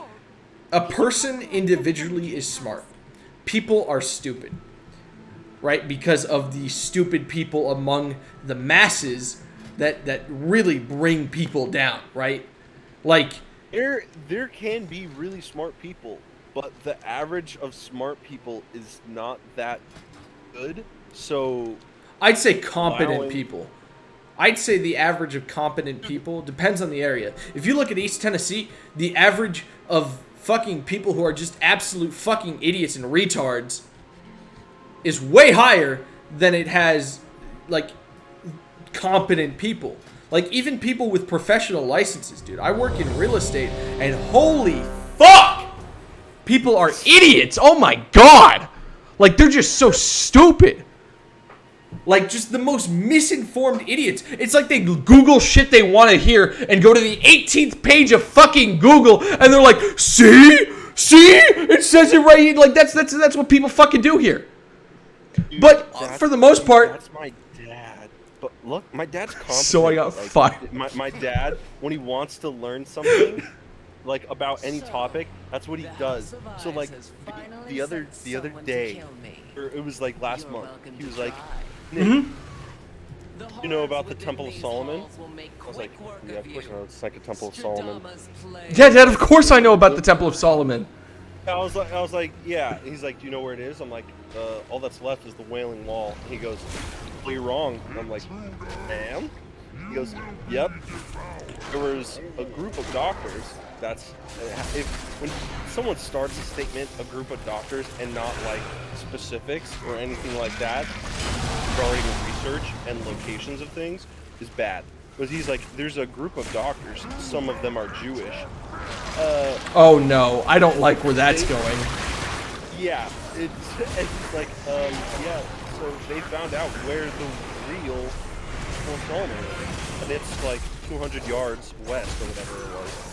I think 200 yards west people would notice, but yeah. I know, and he's like, yeah, that's where it is, and he's like, yeah, the Wailing Wall.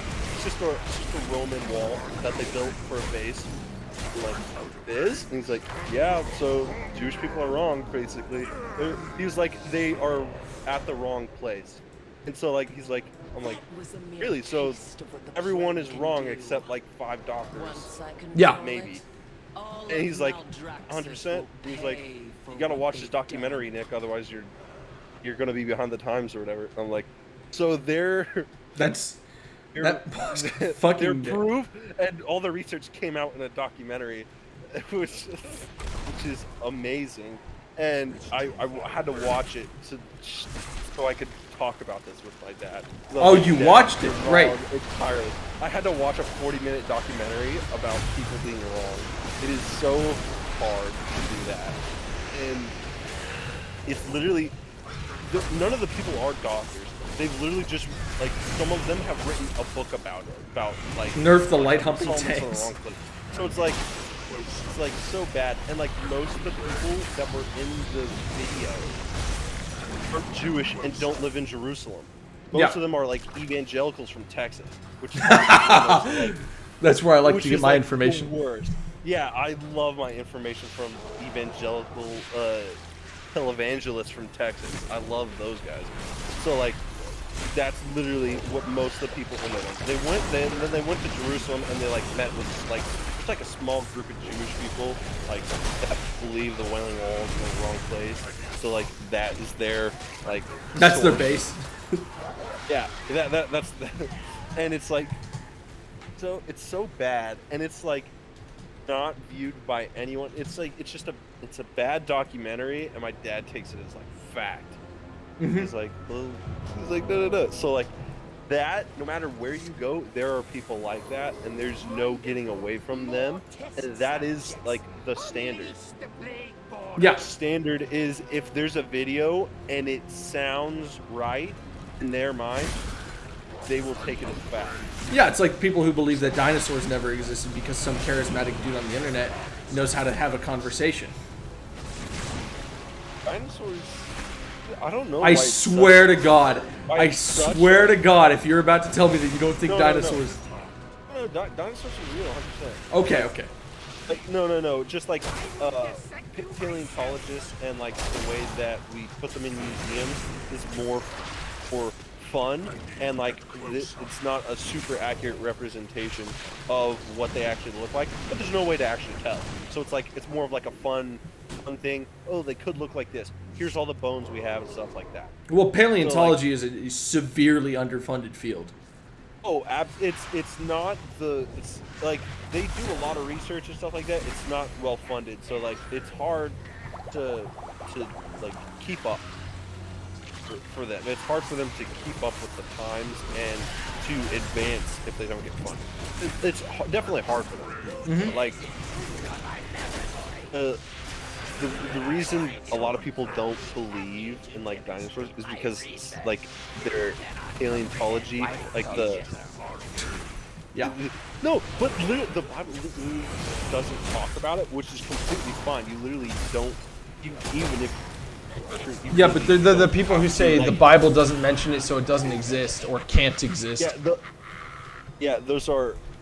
There's writings outside of the Bible. Like history happened outside of the Bible. Yeah, there's also a ton of respected theological writings from history outside of the Bible that I think Christians, if they read, would respect very much and use as sources for knowledge.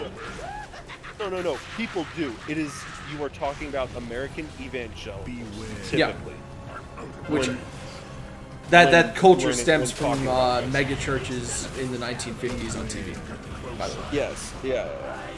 So this is what you're talking about, but that makes up a like good amount of West Christians that are still like active Christians today. They have a decent amount of religious fervor, so like they've stayed around for a while. That's why we are able to talk about them still. Yeah. But like they're Bible literalists, and they don't believe anything outside the Bible is wrong, like completely. So literally, if it was church and any writings outside of the Bible are wrong, but like the church existed, so they wrote stuff after the Bible came out. Yeah.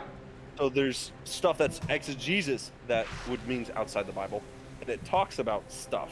Mm-hmm. So like, it talks about things. It talks about like there's modern science that talk about evolution and like Big Bang and stuff like that. The Big Bang was irrecise or whatever. The idea came about from a Catholic priest. It's Christian churches and like just any like religion in general, not just Christianity, but we're in the U.S., so it's easier to talk about that. Yeah.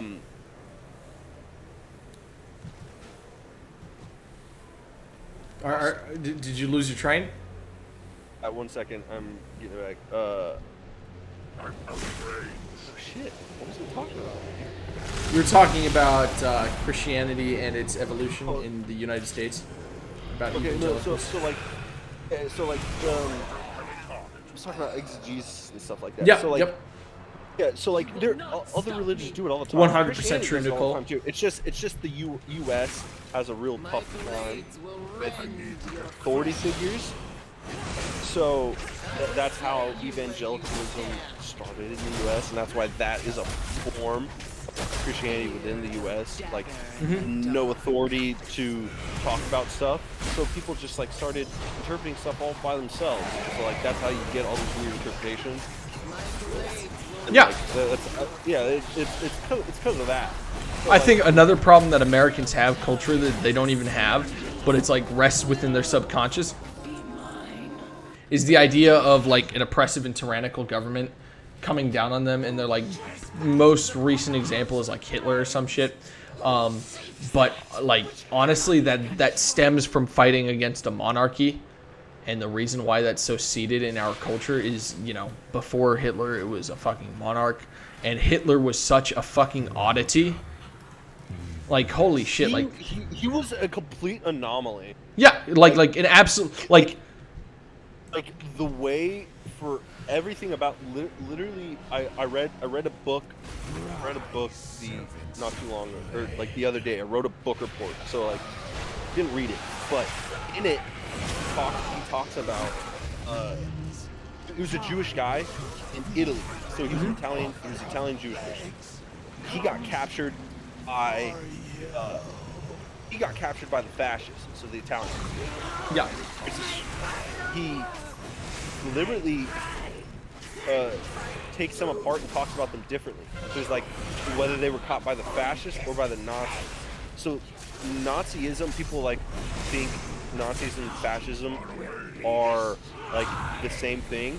They like obviously like Nazism is very weird because but Nazis are in fact fascists. Like it's a sub. It's like a subgenre of fascism. Yeah, but like you could literally talk about Stalin and every single way he did things as a fascist thing. A fascist dictator could do that. But his economic policies were different.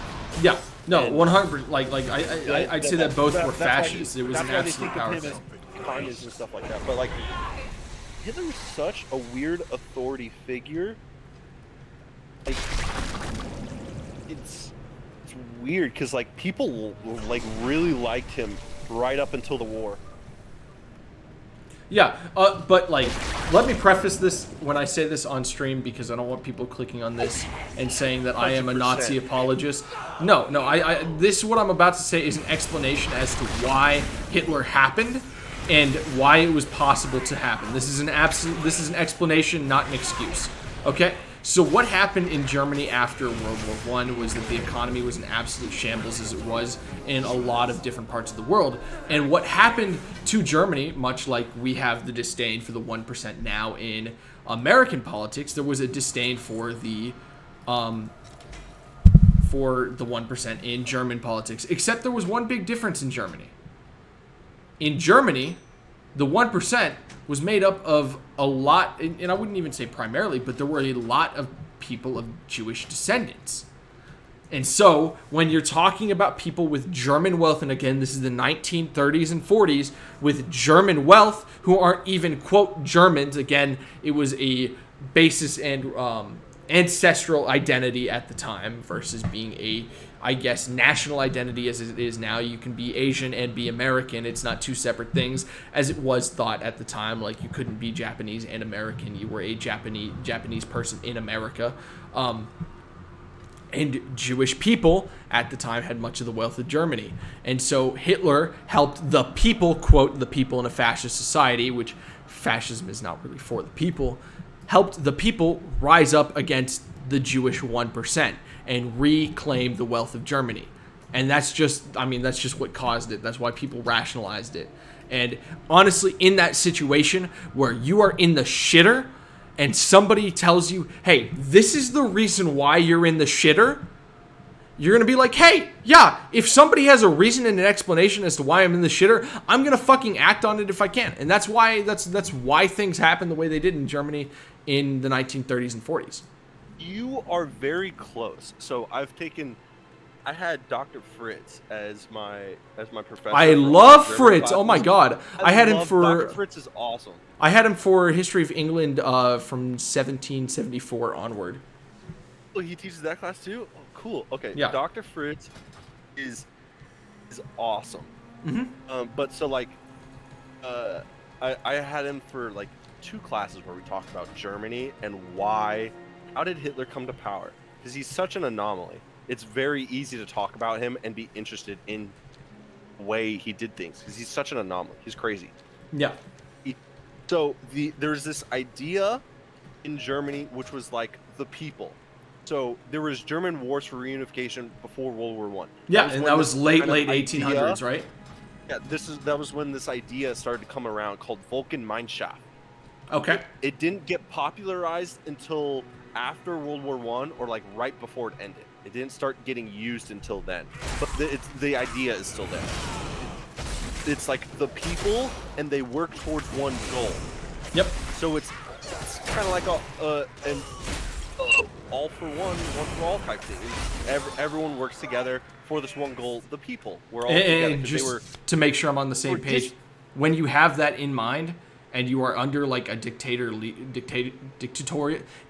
leadership, you assume that dictator has the same interest in mind as the people, correct? Yeah.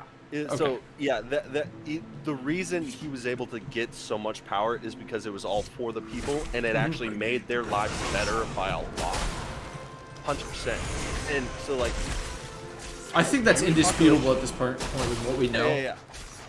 So like, the Jewish population in Germany is not that large. However, anti-Semitism in Europe was, especially in East and Middle Europe, was kind of big. It was really big in East Europe, anti-Semitism. So Jewish people were historically barred from certain types of work. So they were only allowed to have work in certain areas and own certain businesses. But like, obviously it changed, and so there were like Jewish like stores that sold clothes and stuff like that. But historically they were not allowed certain jobs, so they were only allowed jobs like a money lender. So that's where the idea that Jewish people are like money lenders and stuff like is because they were excluded from the rest of the work. So their only work they could do was stuff like that, and like banking and stuff like that. So that's where this idea comes from, is because historically they were excluded from other types of work, so that was the only work that they had. So they used that idea again in the interwar period between World War I and World War II. It was they were, some of them still had money and stuff like that, but they fought in World War I patriotically. They thought of themselves as Germans, but Hitler needed an enemy, and he had two enemies. One, he kind of had three almost. Fascism doesn't really work without an enemy, does it? Does it work without an enemy? It's a very us versus them mentality. Oh, yeah, 100%. Well, primarily I'd say it's an us mentality, but it's very easy to drive fascism as a machine when you have a definitive them, and anybody who's not them is us, right? Exactly. Okay. They had a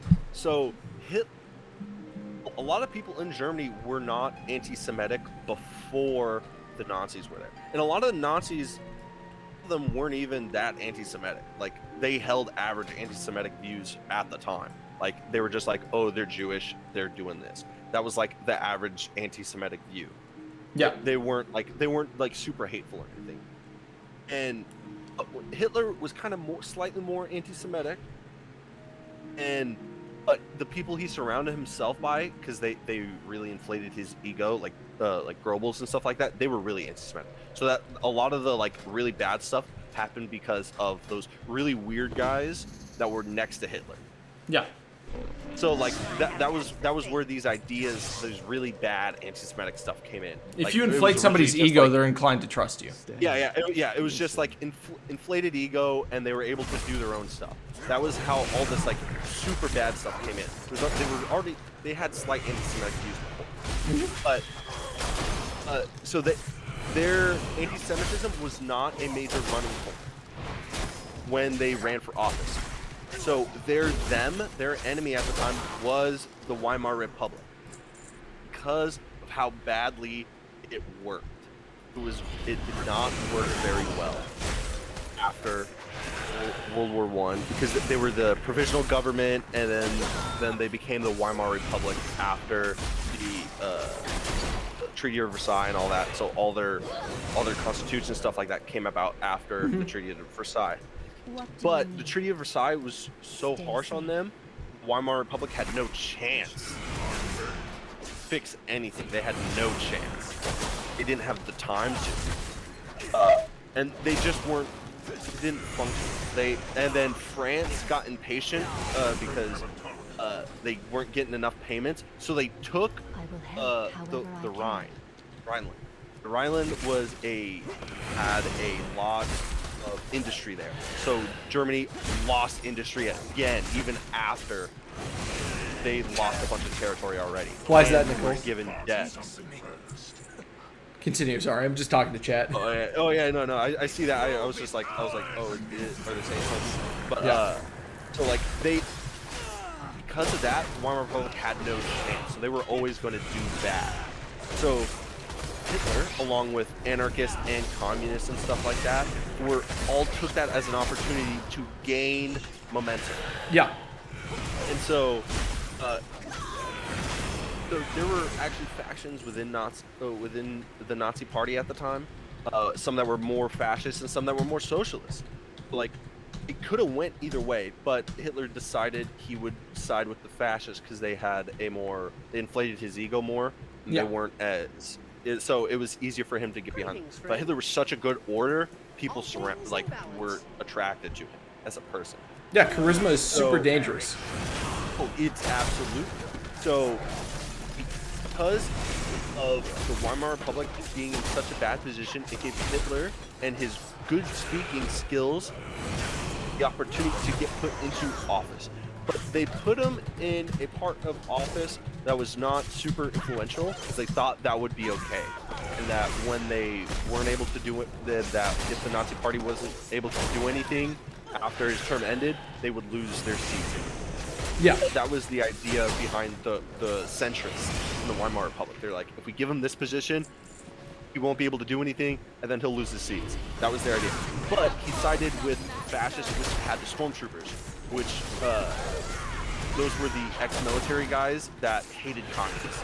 So they were really violent, and so that's how he was able to get into power, is using them and like farming, killing people, and threatening them, and basically gave himself infinite he had the infinite glitch where he was just able to like have all the terms he wanted because they literally just like forced everyone to vote him like that way because he had the stormtroopers. He had a private security. Yep. So that's how he got the country. And he actually had him, and he surrounded himself by people that were pretty smart.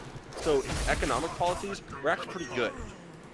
A lot of them were really effective with his industry and not caring about the outside world. He was I mean, every country at the time was super isolationist. Or America and every country on the losing side of World War I was isolationist. But so he was supposed to pay back a bunch of debts. He basically said, I don't care. And he secretly built up the military and all that stuff. At that time, they were still not.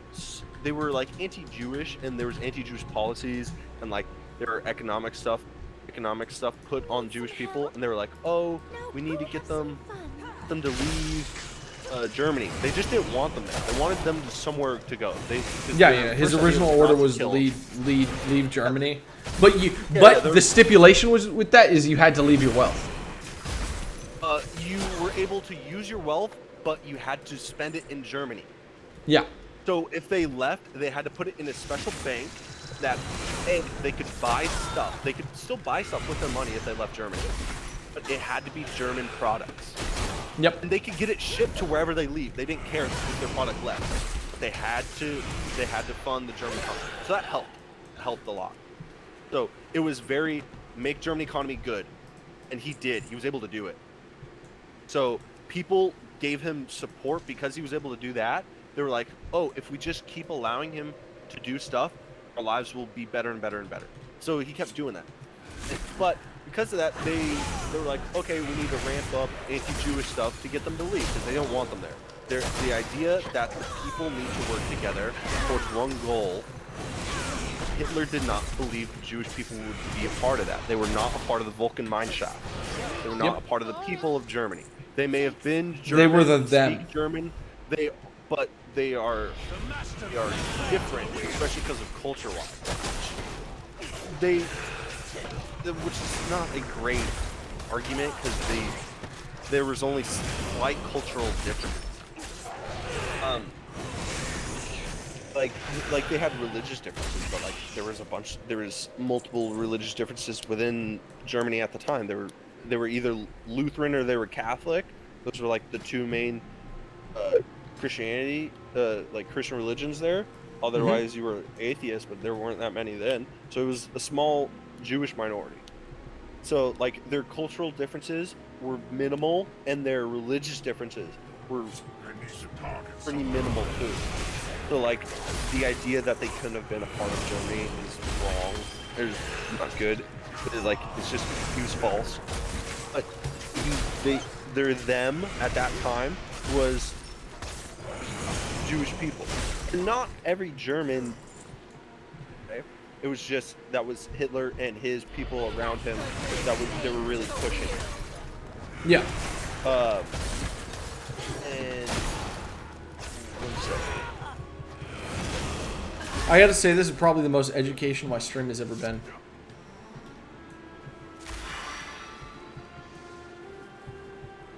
What do you guys think sitting at home? Have you learned anything? So, like, oh yeah, I'm giving out a free history lesson right here. Bro, it just keeps. I mean, it's essentially free anyway because the government pays for public education. Yeah. Wow. I don't know, I find this stuff interesting. Oh yeah. Don't. I love this kind of shit. So like, they started ramping it up, and they're like, okay, we got to take economic benefits away from them. So they did, and then they wanted to retake the territory that they lost in World War I. So they wanted parts of Prussia back that was took by Poland because Poland was moved. Mm-hmm. Poland got some of Prussia.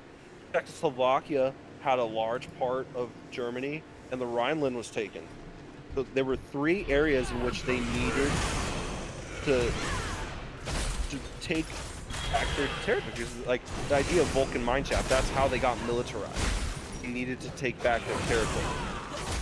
So, and Stalin wanted his territory in that Poland got back. So that was their alliance there. So they took Poland. They took the Rhineland. The Rhineland they took for free because France didn't really care about it that much. So they had no defenses there. So they just walked in there and they're like, okay, it's ours again. Mm-hmm. But Czechoslovakia, when he took Czechoslovakia, he took the German part of Czechoslovakia, which was the western part of Czechoslovakia, and then he decided to take the rest of it. That was kind of the like, okay, final straw type thing. Took the rest of it. That was when he militarized it. And Jewish people at this point were, if they were arrested for things like fabricated claims came up, they were put into labor camps. Soviets were doing this at the same time. Were labor camps, but it was not for everyone yet. So like there were still Jewish people just living there at this time. They were discriminated against, but that was kind of it. And then during the war, they started against France, England, and then towards the Soviets, they couldn't do much with the Jewish people because they didn't have control of the seas, because UK still had control of the seas. So they couldn't do with this plan that they had, which was to ship all of the Jewish people off to these islands. They wanted to either go to North America or to Madagascar. They wanted all the Jewish people to go there. That they could have easily gotten control. That was Hitler's idea and a bunch of other people. But during the war, they didn't have control of the seas, so they couldn't move the Jewish people anywhere. And then when he took parts of Soviet Russia, or the Soviet Union had a lot of Jewish people too. So they gained a bunch. So at that time, they were like, okay, we need to do something. And so they were like, oh, no. They started killing them and stuff like that, and more violently arrested them and pursued them. So it was during the war period that this happened. But people in Germany did not like the war period of Hitler. They didn't like him doing all this stuff. So he was very charismatic before the war, but during the war... Oh shit, my mic was made muted when I was trying to actively listen. Oh, no, Continue. I'm just talking right now, man. He just, like... He was able to get all of this authority and favor from people during the period in which the economy was booming. So he had all of the authority to do all the bad stuff later. But they didn't want to do all the bad stuff later. It was just because they got frustrated. So they're like, oh, okay, only way to deal with this is the Soviet way of just killing them. That was how they discussed it. It was just the Soviet way of doing it. So they went and they started killing them, putting them in labor camps, and more labor camps and extermination camps. Auschwitz was a labor camp. It was not a extermination camp, though. Not yet, right? No, it wasn't. People died there, and it was brutal. It was not an extermination camp. It was not a camp meant. Well, the objective of it wasn't extermination. It still happened en masse in Auschwitz. Oh yeah, people died. People were killed. Yeah.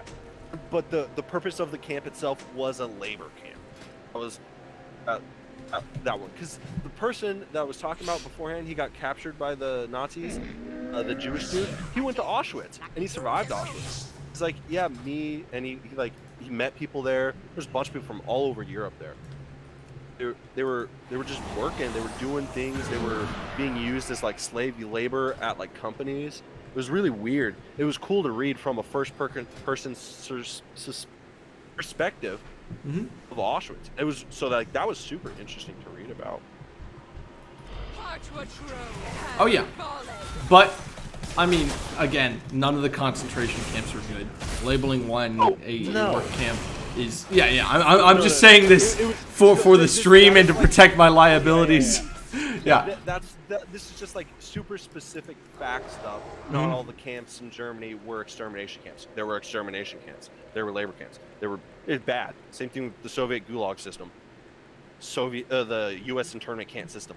Bad. It's just they happen, and these are the differences between them. Yeah. That's what it's like. Yeah. All right, bro.